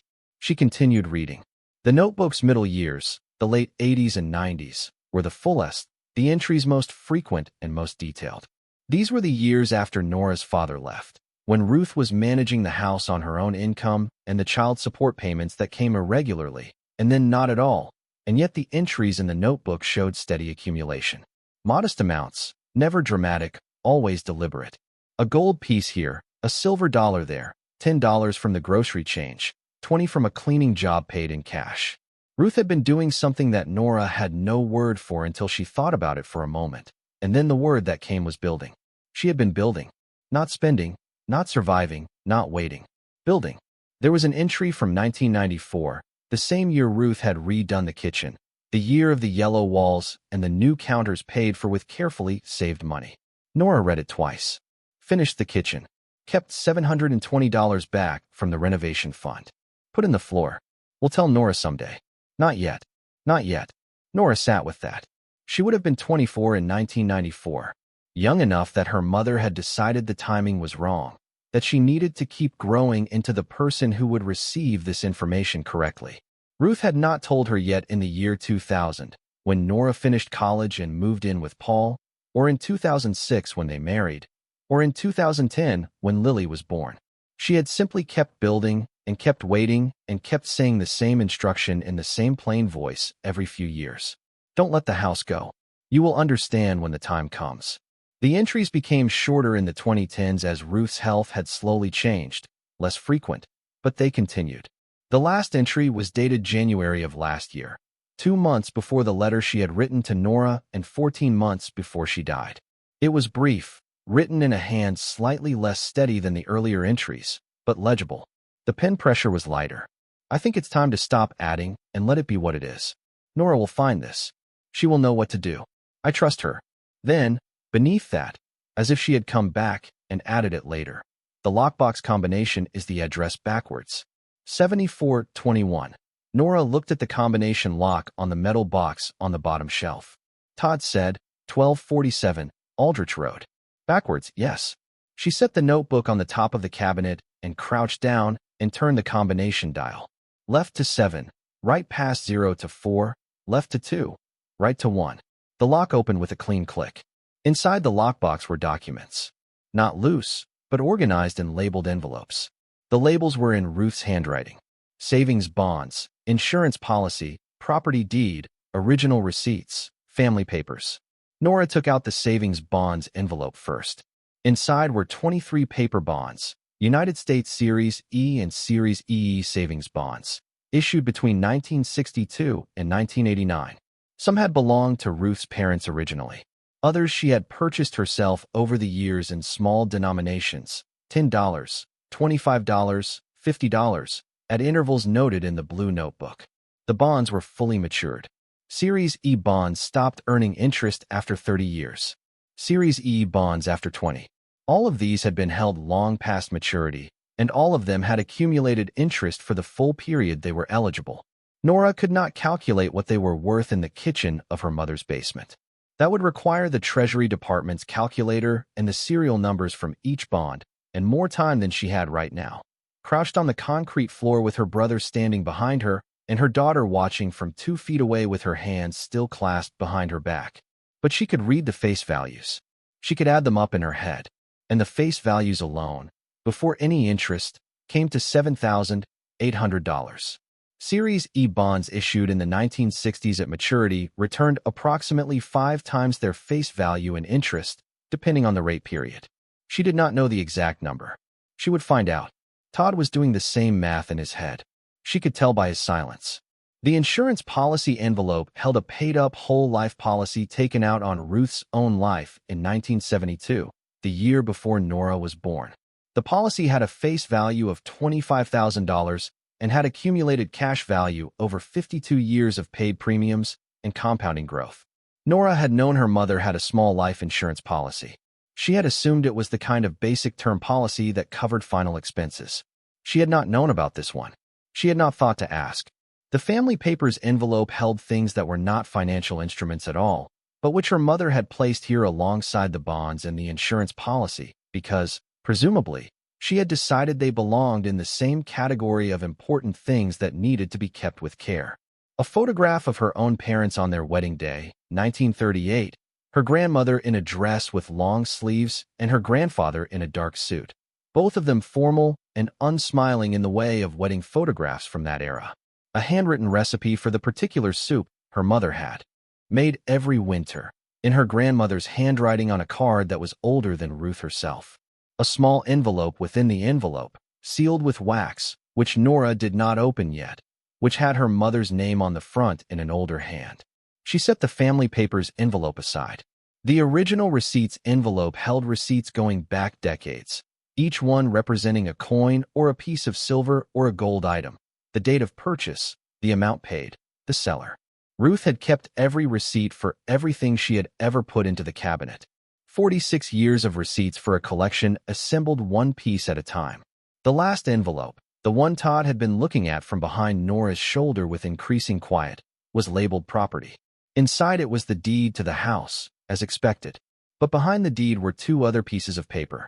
One was a copy of the original survey of the property, dated 1946, showing the lot lines and the house footprint, and, in the lower right corner, a notation about mineral rights.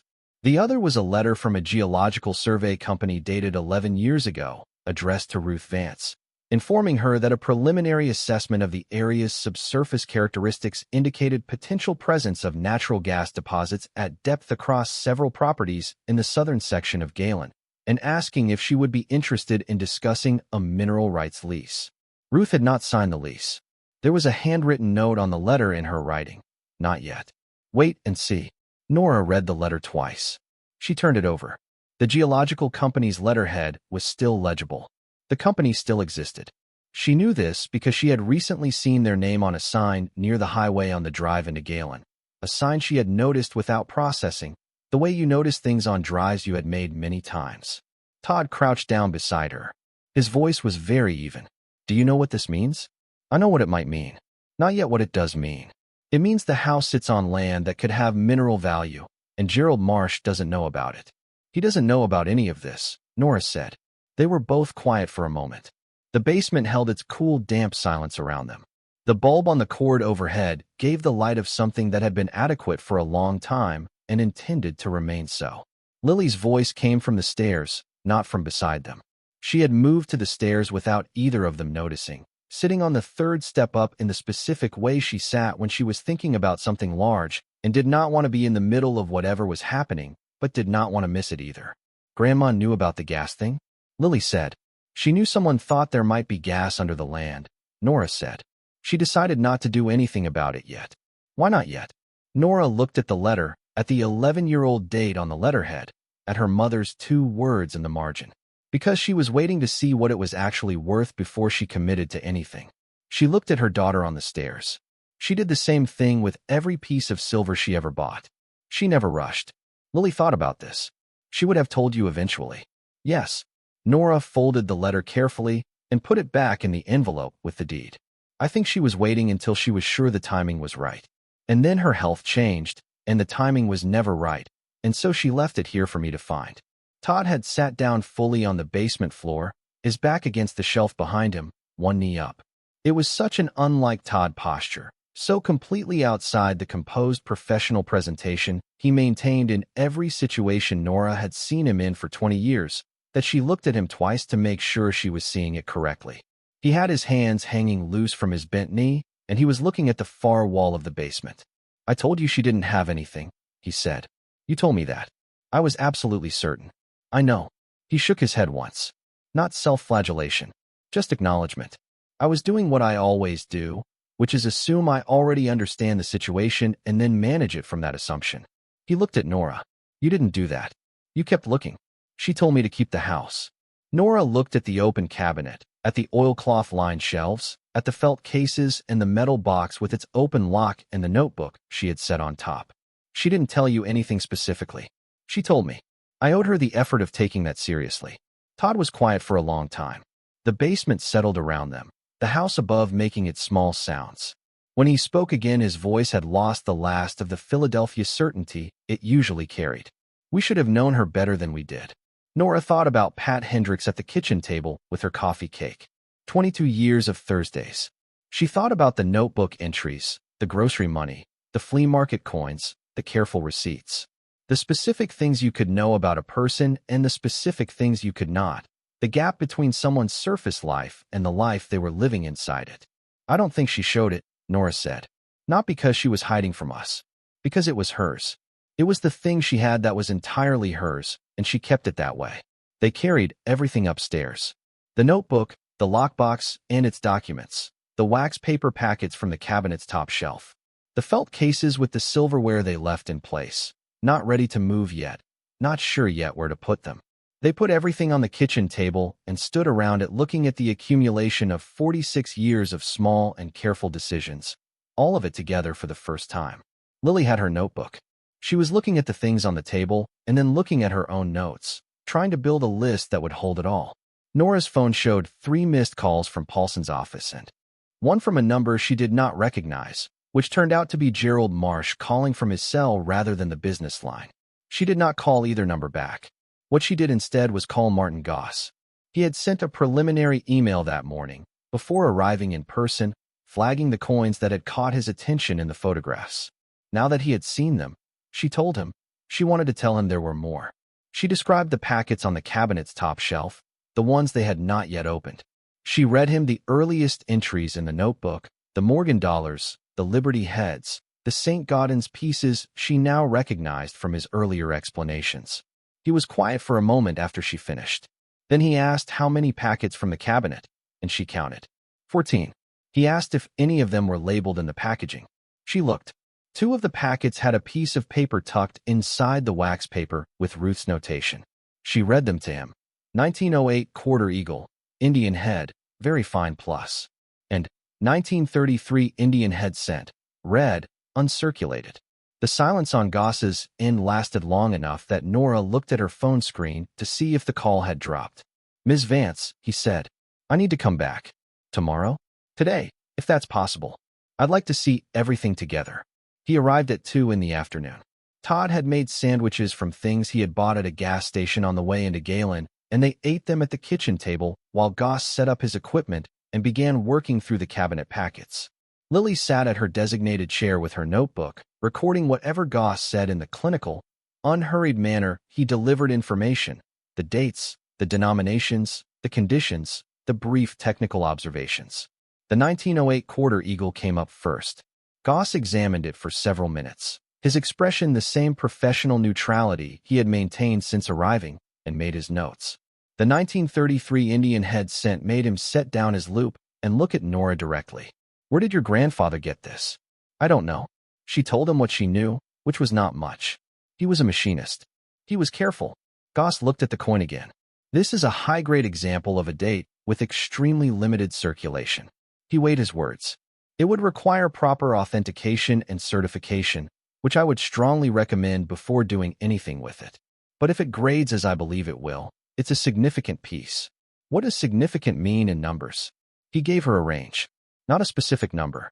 A range, with a floor that was higher than the cash Nora had counted on the kitchen table and a ceiling that required her to set down her sandwich. The rest of the afternoon moved in a particular way, the way time moves when large things are happening at a pace that does not match your capacity to absorb them.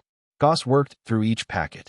He took photographs and made measurements and consulted the field references he had brought.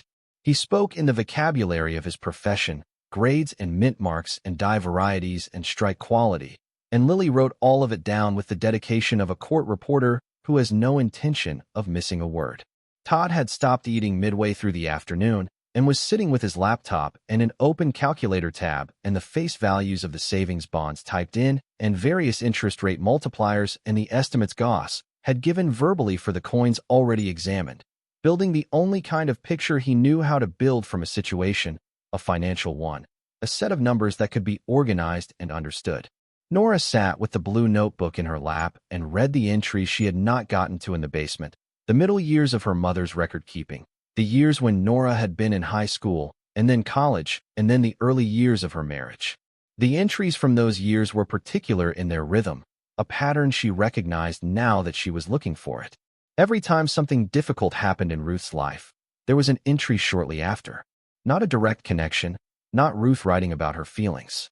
Just an action. A coin purchased. $10 added to the floor. A note about the Morgan dollar price guide for that year.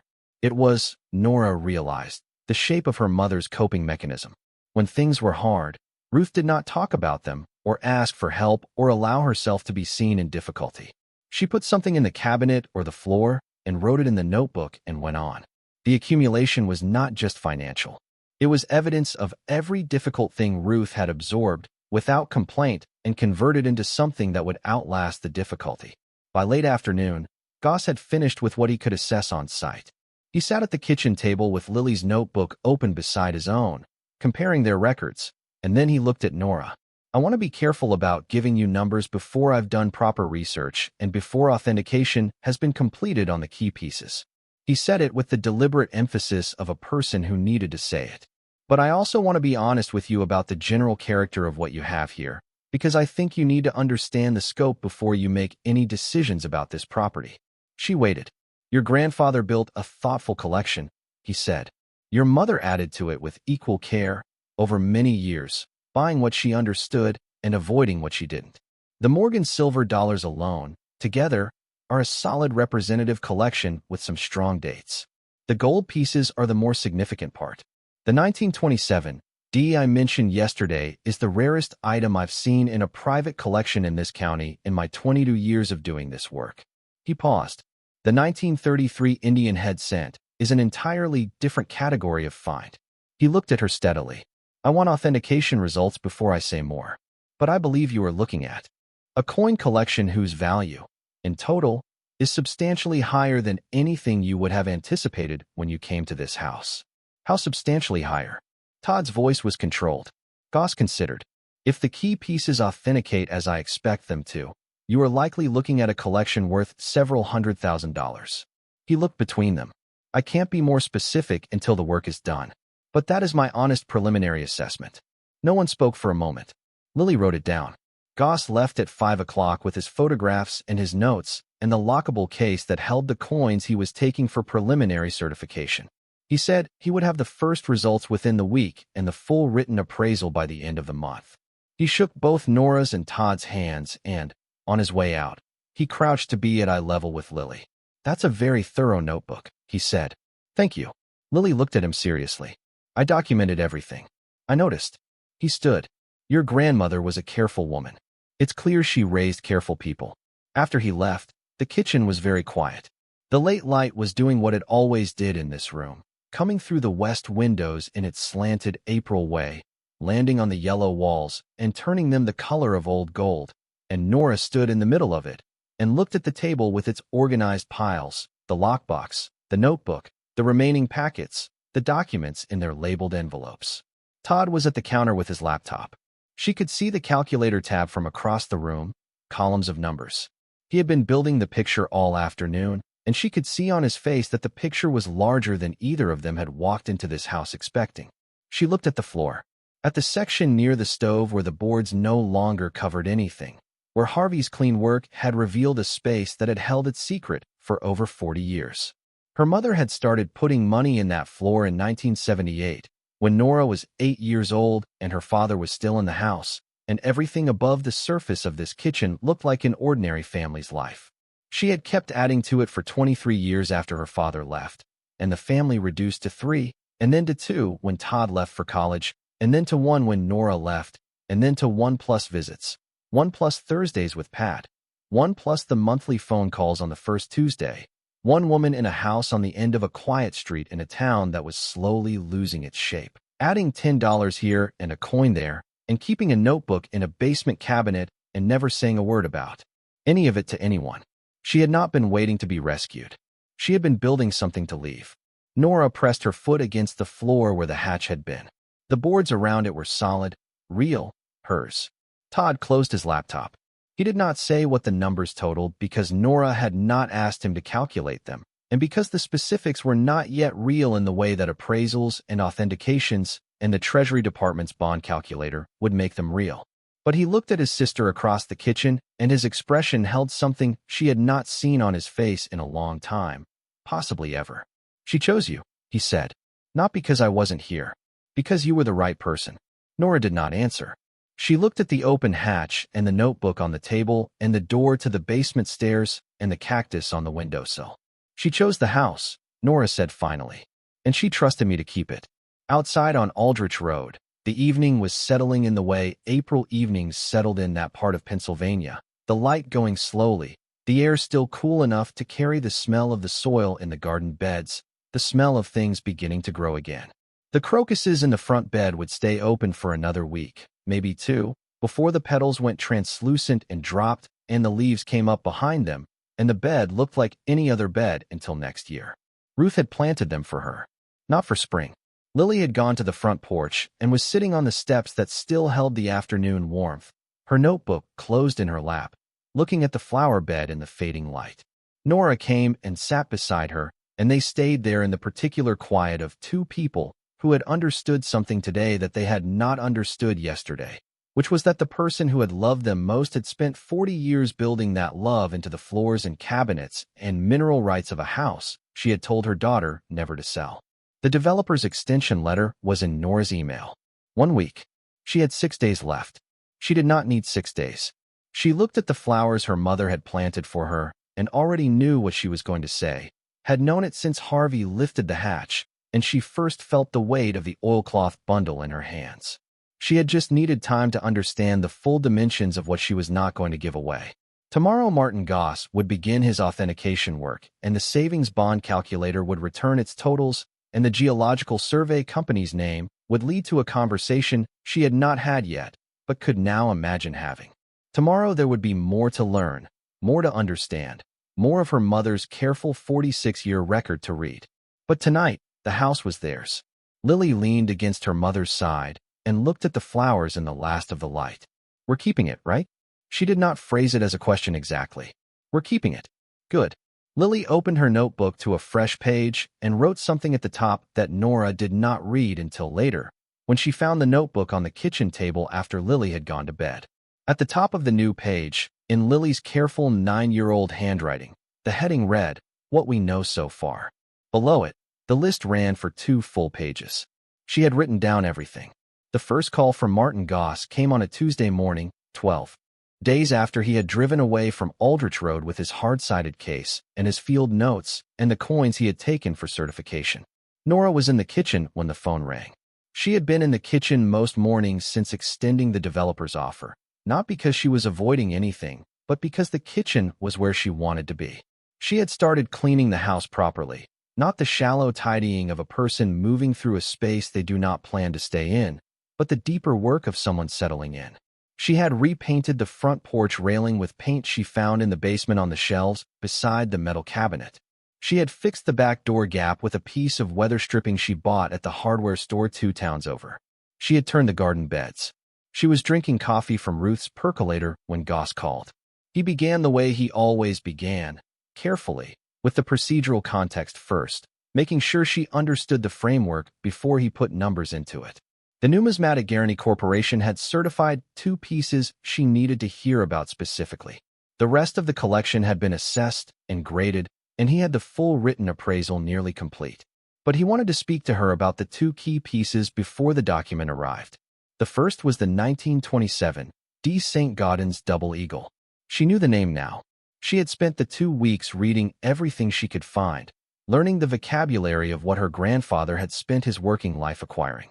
The St. Gaudens Double Eagle was a $20 gold coin considered by many collectors to be the most beautiful coin ever produced by the United States Mint.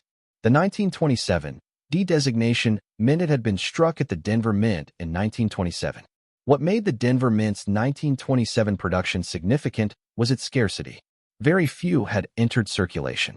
Most had been held in treasury vaults and later melted. The ones that survived had survived in small numbers and in conditions that reflected their lack of handling. Goss told her the certification grade, MS-65. He said the grade twice, and in the way he said it, the repetition not for emphasis but because he understood she needed a moment with it. She knew enough now to know what MS-65 meant. It meant the coin had survived nearly a century with no wear, no meaningful marks, the fields and relief both at a level of preservation that most coins of that age did not approach. She knew enough to know that grade on that date was not common. What does it mean in numbers? She asked. He gave her a number, not a range this time. A specific number, because this was not a preliminary assessment anymore. This was a certified result. The number was $87,000. She sat down. She had not been sitting before. She was now. He continued before she could fully absorb the first number, moving to the second piece, the one he had set his loop down for in the kitchen 2 weeks ago. He explained what the coin actually was, using the correct terminology, noting that Ruth's notebook notation had been her father's informal name for it, the old colloquial shorthand that collectors of that generation sometimes used. What it was properly was a cent that should not have existed in the form in which it did, a coin with a combination of date and condition and die characteristics that the certification service had spent additional time confirming before issuing its result. The grade was MS-64 red. The value, at current market, was $94,000. Nora set her coffee cup down very carefully on the table. Her hand was steady, which surprised her. She looked at the open hatch in the floor, the dark square she had not yet closed, had not wanted to close. It had sat open since Harvey lifted the section out, and she had become used to seeing it there. This honest absence in the kitchen floor where the boards had pretended for 43 years to be nothing but boards. Goss was saying something. She made herself focus. He was telling her about the rest of the collection, the Morgan silver dollars, the Liberty heads, the additional gold pieces that had not individually commanded the attention of the two key pieces, but which together formed what he called a coherent and very well-assembled collection with strong overall value. He gave her a subtotal for the remaining pieces. The number was $163,000. She wrote it all down on the notepad she had started keeping by the phone.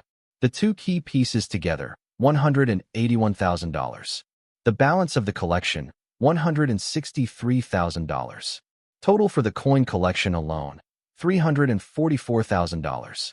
She asked him to say the final number again. He did. After she hung up, she sat at the kitchen table for a while, without calling anyone. The kitchen held its morning light and its percolator smell, and its yellow walls, and the open hatch in its floor, and the blue notebook on the counter, where she had been reading it each morning, a few entries at a time, working through 46 years of her mother's handwriting the way you worked through something you did not want to finish because finishing meant it was done. She thought about the look on Gerald Marsh's face when he had stood in this kitchen with his architectural drawings and talked about covered parking. She thought about Todd on the phone saying she didn't have anything. Nora. She didn't have anything. She did not call either of them. She called Lily's school instead and left a message with the front office to have Lily call her back at lunch if she could. While she waited, she opened the Treasury Department's bond calculator on her laptop and entered the serial numbers and issue dates of each of the 23 bonds from Ruth's lockbox, something she had been doing in stages over the past week. She had saved the results to a spreadsheet Todd had set up for her. The bonds, accumulated over 27 years of purchase at face values between $10 and $50 each, had earned interest at rates that had varied across their lifetimes.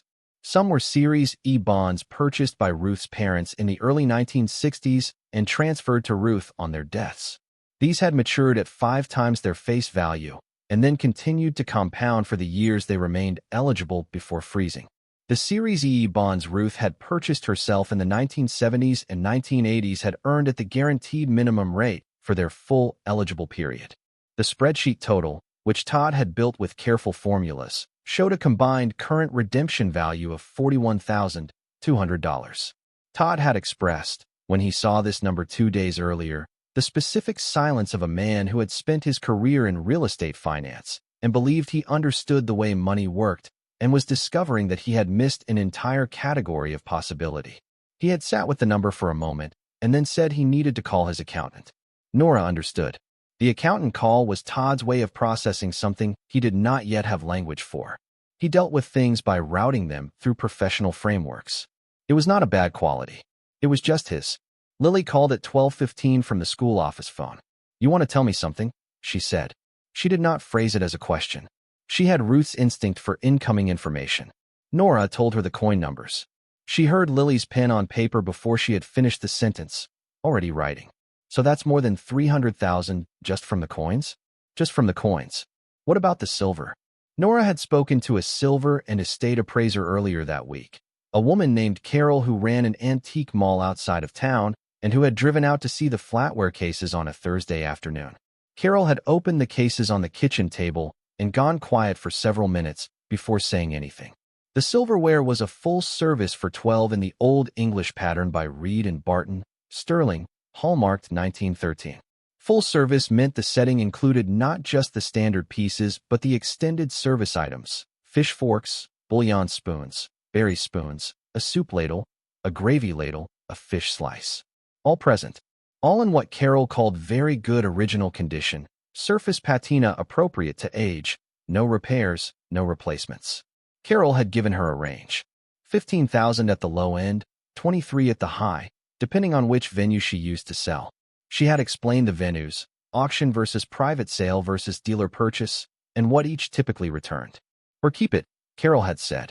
If it belonged to your family, that's a legitimate choice too. It'll be worth more in 10 years regardless. Lily wrote down the silver range.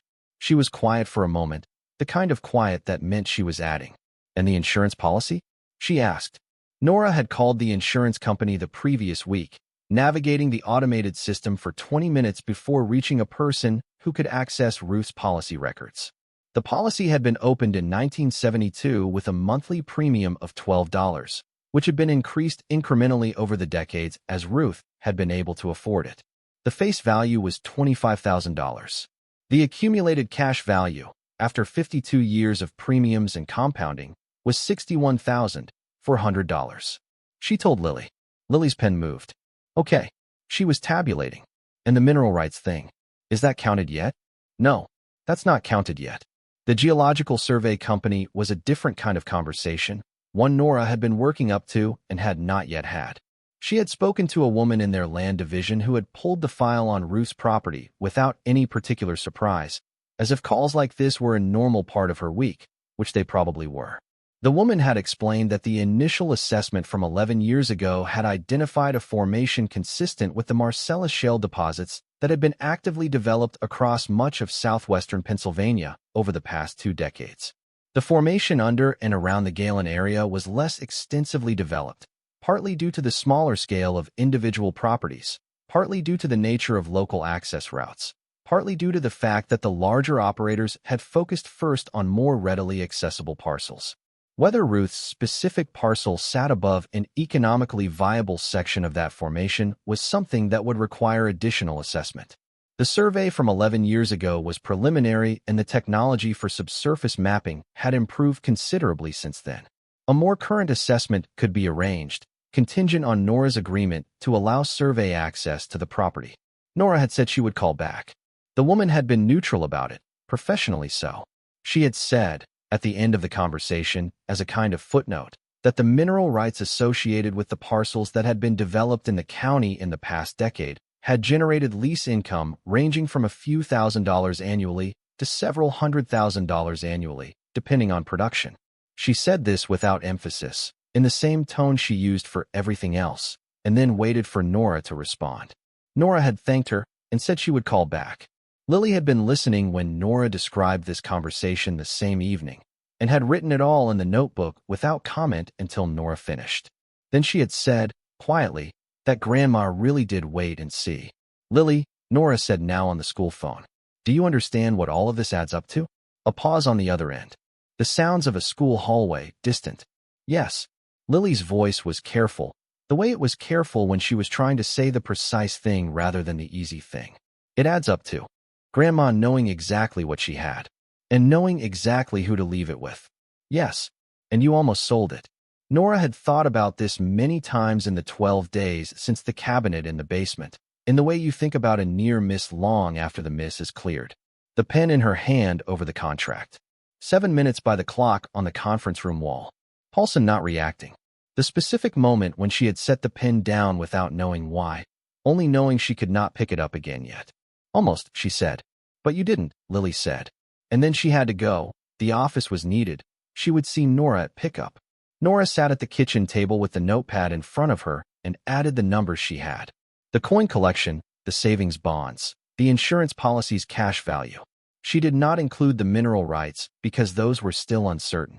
She did not include the house itself, which the county had assessed at $97,000, but which she had no intention of selling. The total on the notepad was $446,600, not counting the silver, which fell in a range. She looked at the number for a long time. Then she called Todd. He answered on the first ring. Goss called, she said. I know. He called me too. His voice was the voice he used when something had happened that he did not yet know how to contain. He asked if you had any concerns about his final report, and I said I would ask. Do you have any concerns? No, Todd said. I have no concerns about anything he found. His voice shifted. Nora, this is real. All of it. I know. How are you? She thought about how she was. She had been in Galen for 3 weeks now, in her mother's house, using her mother's percolator, sleeping in the back bedroom under the log cabin quilt, reading her mother's notebook each morning. She had turned the garden beds. She had fixed the back door gap and repainted the porch railing and had started, slowly and without a formal plan, to understand which things in the house she wanted to keep where they were and which things needed to change to fit the person who was going to live here now. She was going to live here now. She had not said this to anyone yet, not in those exact words, but it had settled into her the way certainties settled in, not as a decision that had been made, but as a fact that had already happened and was waiting for language to catch up. Good, she said. I think I'm going to be good. She called Gerald Marsh at 2 in the afternoon. He picked up on the second ring, and his voice had the careful warmth of a man who had been waiting for this call and had prepared his version of it. He mentioned the extension, which had technically expired the day before, but said he understood these things took time and that his offer still stood as a gesture of goodwill. Nora thanked him for the extension. She told him she was not going to sell. There was a pause. The kind of pause that a professional fills quickly because leaving it unfilled concedes too much. Gerald filled it with the observation that property decisions were of course personal and that he respected her choice and that she should not hesitate to reach out if circumstances changed. She said she would not hesitate. He said goodbye and she could hear, at the very edge of his professional courtesy, the sound of a man recalculating. Not angry, not bitter, just a man who had offered a number that had seemed more than generous and discovered there was a reason it had not been generous enough, and who did not know what that reason was, and who would probably wonder about it. She thought about telling him, about the coins and the bonds and the insurance policy and the notebook and the hatch in the kitchen floor.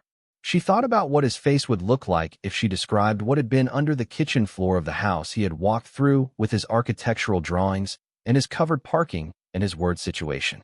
She did not tell him. It was not the moment for that story. The moment for that story would come, but it belonged to her own accounting of it, not to a phone call with a developer. She said thank you and ended the call. Todd came back to Galen that weekend, which surprised her. He had come the first weekend after the discoveries without needing to be asked, and now he came again, pulling up the gravel drive on a Saturday morning with a box of groceries from a proper store and a new pair of work gloves that he put on before he had been in the house 10 minutes. He had been thinking, he told her, about the garden beds.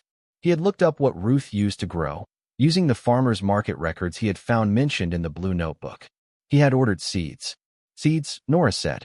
Tomatoes. Cucumbers. The varieties Mom mentioned. He set the seed packets on the kitchen counter. I don't actually know how to do any of this, but I thought I could learn.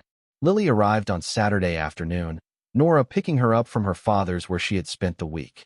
She walked into the house, dropped her bag at the foot of the stairs, looked at the kitchen counter where the seed packets were arranged next to the notebook and the remaining contents of the lockbox, and said, without any particular surprise, Uncle Todd's staying for the weekend? Yes. Good. She picked up one of the seed packets and examined it. I found a gardening app. For beginners. On Sunday, the three of them turned the last garden bed together. Todd with his new gloves proving himself more useful than either of them had expected, Lily with the app open on her phone, and the kind of focused instruction giving that was going to make her either an excellent teacher or an extremely difficult coworker someday. They planted the first seedlings in the raised beds under Ruth's wire cages, following the spacing on the seed packets, which Lily had read twice and memorized. The beds were in the same configuration Ruth had maintained for 30 years. The cages were Ruth's, battered and bent at their bases, still functional. The soil was Ruth's soil, amended and turned for 4 decades. Nora pressed the first seedling into it and felt the specific cool of soil that had been cared for a long time, different from the soil you encountered in a neglected place. They ate dinner at the kitchen table that evening. Todd had cooked something from a recipe he had looked up on his phone, which was not something she had ever seen him do, and it was good, which surprised her more. They ate and talked in the way families talked when they had recently come through something together and the afterglow of it had not yet worn off, with the particular ease of people who had told each other important truths and not been destroyed by them. When Lily had gone upstairs, Todd and Nora sat at the table with cups of tea and the blue notebook between them. He had been reading it during the weekend, in the evenings, a section at a time. He had not said much about what he found in it. In the specific way he processed things he was not ready to articulate. But now he put his hand flat on the notebook cover. She was writing in this for 3 years after Dad left before she ever mentioned it to anyone. He did not look at Nora. He looked at the notebook. 3 years of putting things in the floor and the cabinet and keeping track of it and not telling a single person. That's not just caution. That's a discipline I don't think I'm capable of. She had reasons for the caution. I know she did. He was quiet. I keep thinking about the entry from 1986. He had remembered the specific date, which told her he had spent time with it. It was right after the pipes froze that winter. She had to spend everything she had in the checking account on the plumber, and she couldn't add to the floor that month, and she wrote. He paused, finding the entry in his memory. Setback. But the cabinet is safe. Next month. Nora remembered the entry. She had read it twice. She never stopped, Todd said. That's what I keep coming back to. She never had a month where she said this is too hard and let the whole thing go. She just wrote next month, and then the next month she added something. No, Nora said. She never stopped. He looked at the notebook for a moment more, and then at the hatch in the floor, the square of absence in the kitchen boards that Nora had still not closed. She had been waiting for the right time to have Harvey come back and refit the hatch section, to put the boards back the way they had been, flush and invisible. She was not sure if she wanted them invisible. She had been thinking about whether she wanted to leave it open, a visible reminder. She had not decided. You're not going back to Pittsburgh, Todd said. It was not a question. No, Lily will finish the school year there. I'll drive back and forth for a while. After summer she'll start here. She'll like that. Todd picked up his cup. She'll have a proper garden. She'll have a lot of things. The coin collection's full appraisal arrived in the mail on a Wednesday. Martin Goss's written report in a sealed envelope with the certification documents for each piece enclosed in archival sleeves. Nora read the report at the kitchen table from the first page to the last, taking her time, reading the descriptions of each piece in the language Goss used, which was the language of someone who found these objects genuinely worth attending to, not just financially, but in themselves. He wrote about the quality of the strikes, the integrity of the surfaces, the specific way certain pieces had survived the decades since they were minted with their original character intact. The final figure in the appraisal document was $344,000. The same number he had given her on the phone, now in writing, in a formal document with his credentials and his seal and the certification numbers for each piece attached. She put the document in the lockbox. She had been using it, now empty of its original contents, as a place to keep the paperwork, the bonds, the insurance documentation, the geological survey letter, and now the appraisal. The lockbox sat on the kitchen counter where she could see it from the table, and it looked exactly as unremarkable as the gray metal cabinet in the basement had looked, which she appreciated. She paid off the credit cards on a Thursday morning, sitting at Ruth's kitchen table with her laptop open to 3 separate accounts. The balances had seemed, for the 2 years she had been carrying them, like a weight she was always aware of, always rearranging herself around, always calculating against. She typed the payment amounts and confirmed each one and watched the balances change to zero with the specific, unremarkable swiftness of financial transactions, which she understood were just numbers and yet which her body registered as something like physical relief, the kind you feel when you have been carrying something heavy for a long time and set it down. She paid the 2 months of back rent on the Pittsburgh apartment. She called the transmission shop and told them to schedule the Civic. She called the orthodontist's office and made an appointment for Lily, the kind she would actually keep, and when the receptionist asked how she would be paying, she said she would pay in full at the appointment. She called Paul. She had not spoken to him since the brief text exchange about the child support the previous month, the exchange that had ended with the word sorry and nothing else. He answered with the particular caution of a man who had stopped expecting good news from this number. She told him the child support was not an emergency anymore. She said she wanted to work out a formal arrangement going forward through their lawyers and that she would have her attorney reach out. She said she was not calling to be difficult about any of it. She said what she wanted was for Lily to have consistency and for the arrangement to be clear and documented so nobody had to have this particular kind of conversation again. Paul was quiet for a moment. Then he said that was reasonable. He said he was glad she was doing okay. He sounded like he meant it. She said she was glad too. She had not told him why she was doing okay. That story was not his to have. When Lily found out about the Brace's appointment, She reacted with the particular kind of feeling that 9-year-olds sometimes had about things they had waited for and not said they were waiting for.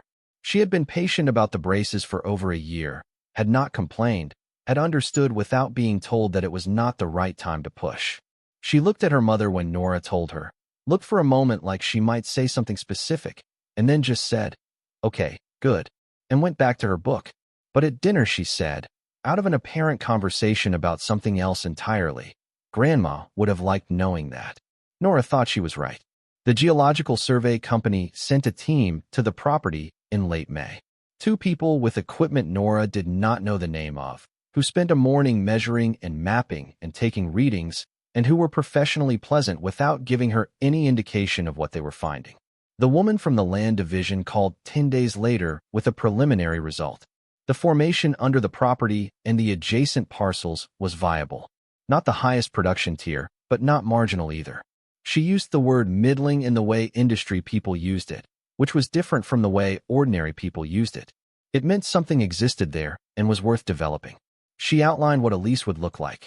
A signing bonus paid up front, a monthly royalty once production began, a term of years with renewal options. She gave Nora a range for the signing bonus that required her to sit down for the second time in this process. Not as high as the coin collection, but in the same order of magnitude.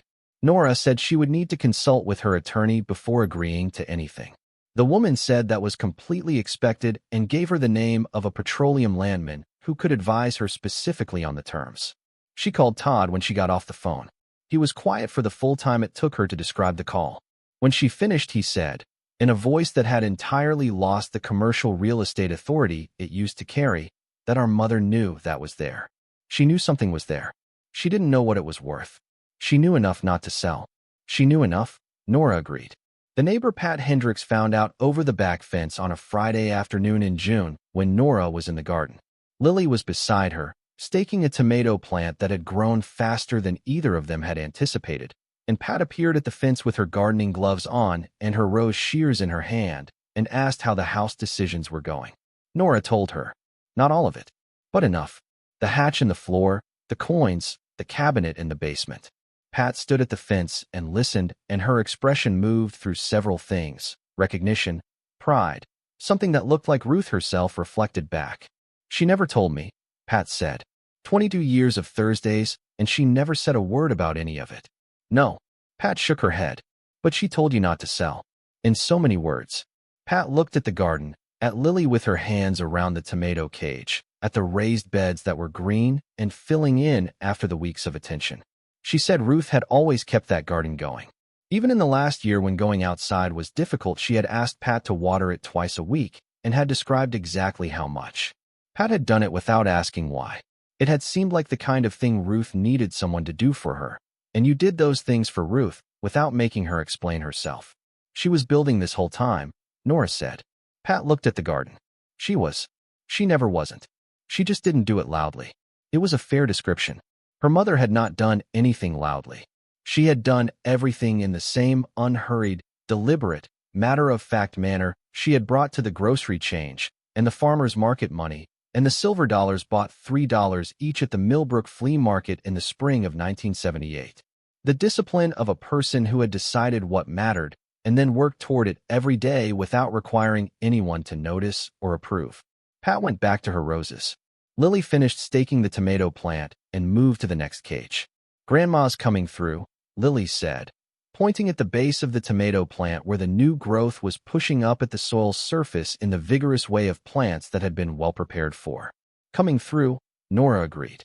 She started going through the house in a different way as the weeks passed, not with the eyes of someone deciding what to sell or remove, but with the eyes of someone learning a place they intended to inhabit for a long time. She found things she had walked past for years without seeing. A shelf of books in the back bedroom closet that turned out to be not duplicates of the books on the main shelves, but specifically the books Ruth had found worth keeping twice, the ones she had read enough times to warrant their own space.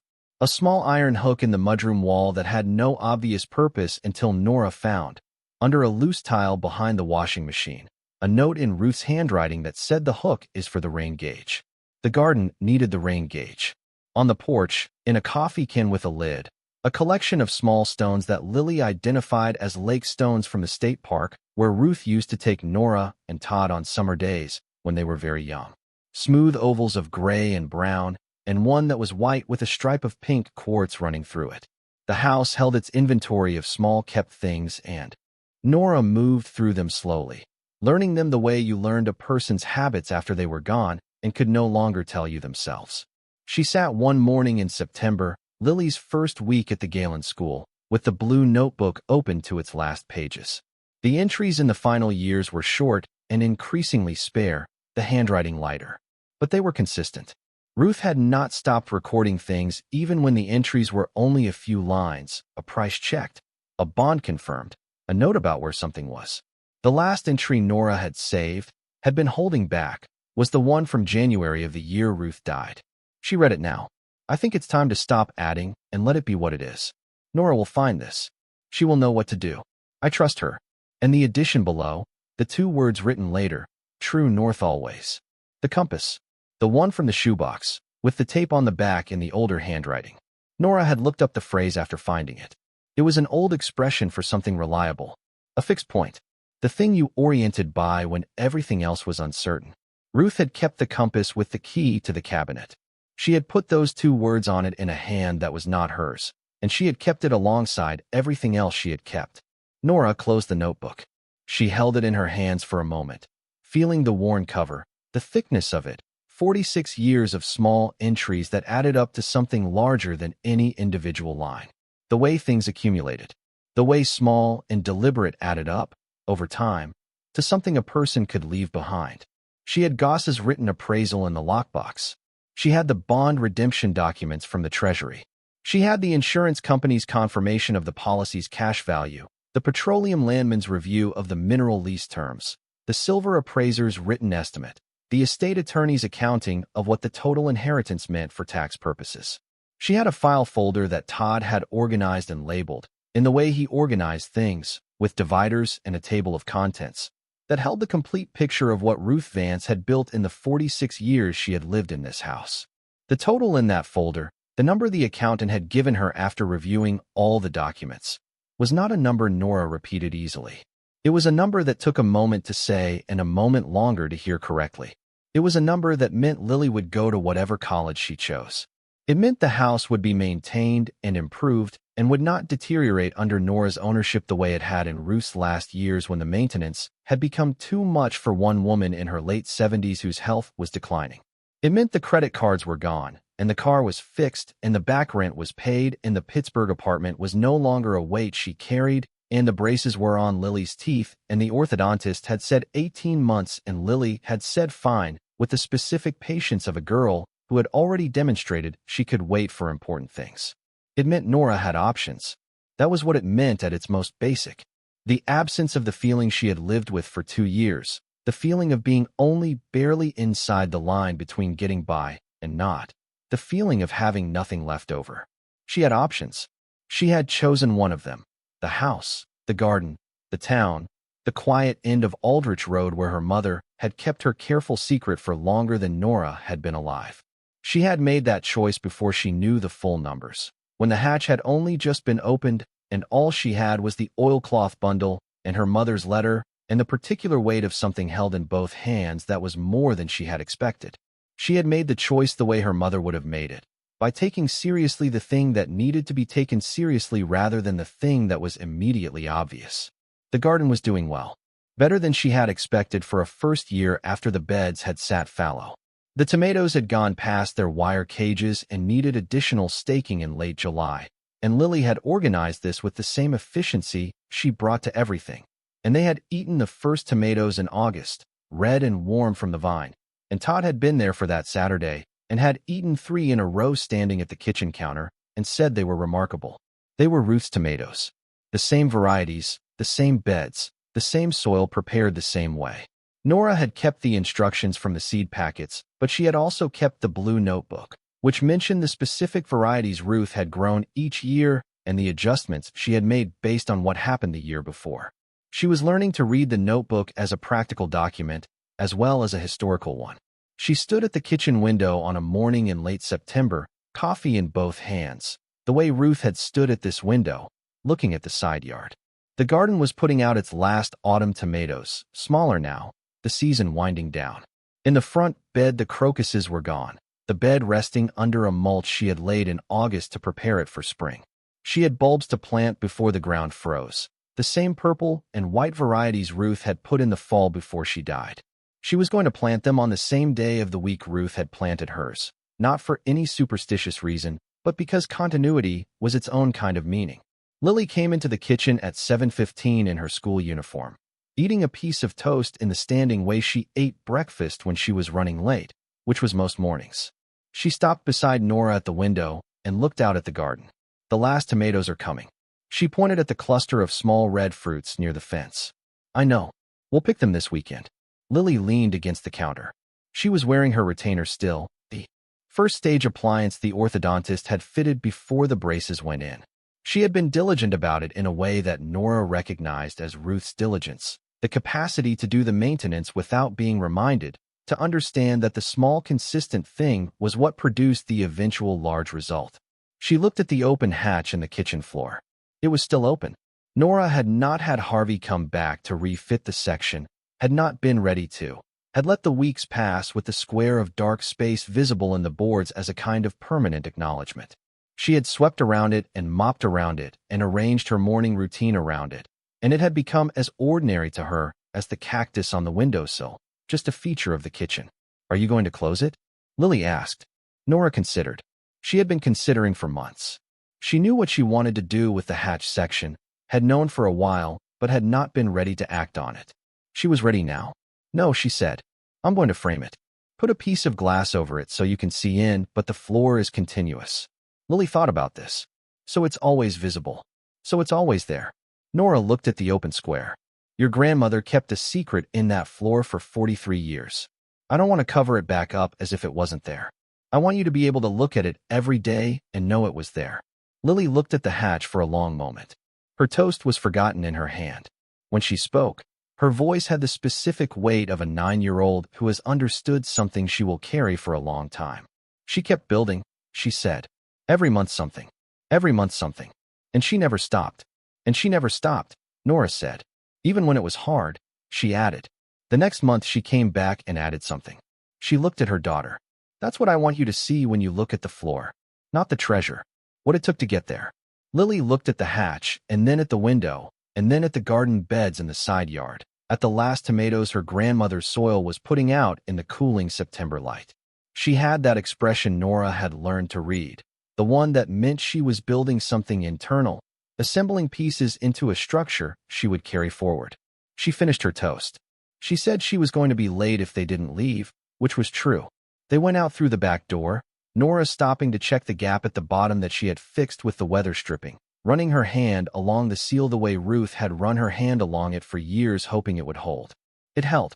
They walked out to the car in the cool September morning, Lily's school bag on her shoulder, the garden on their left, and the front bed with its mulch on their right, and the house behind them.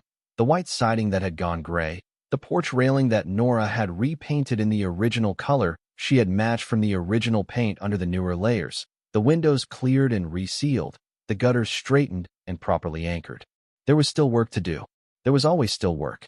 The east side of the foundation had a small crack that needed attention before winter, and one of the upstairs bedroom windows had developed a fog seal that would need replacing.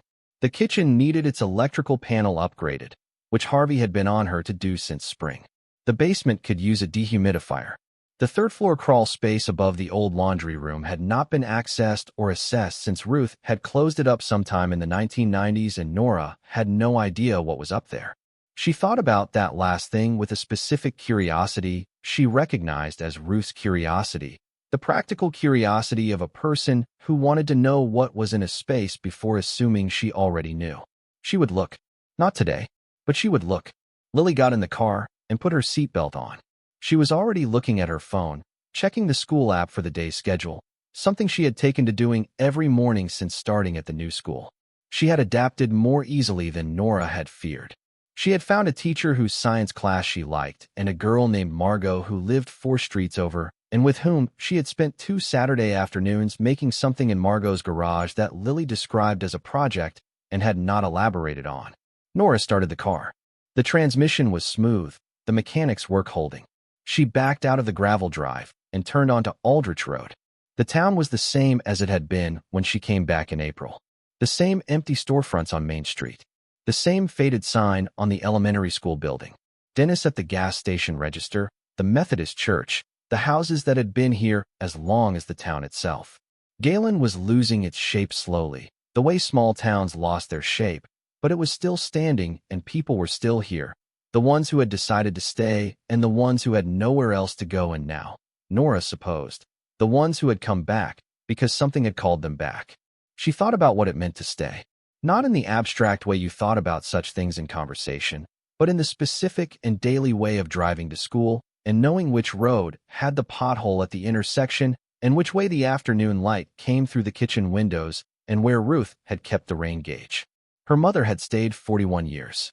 Had stayed when the marriage failed and when money was hard and when the town slowly contracted around her and when her health began its decline and when the visits from her children became less frequent and when the garden got harder to tend.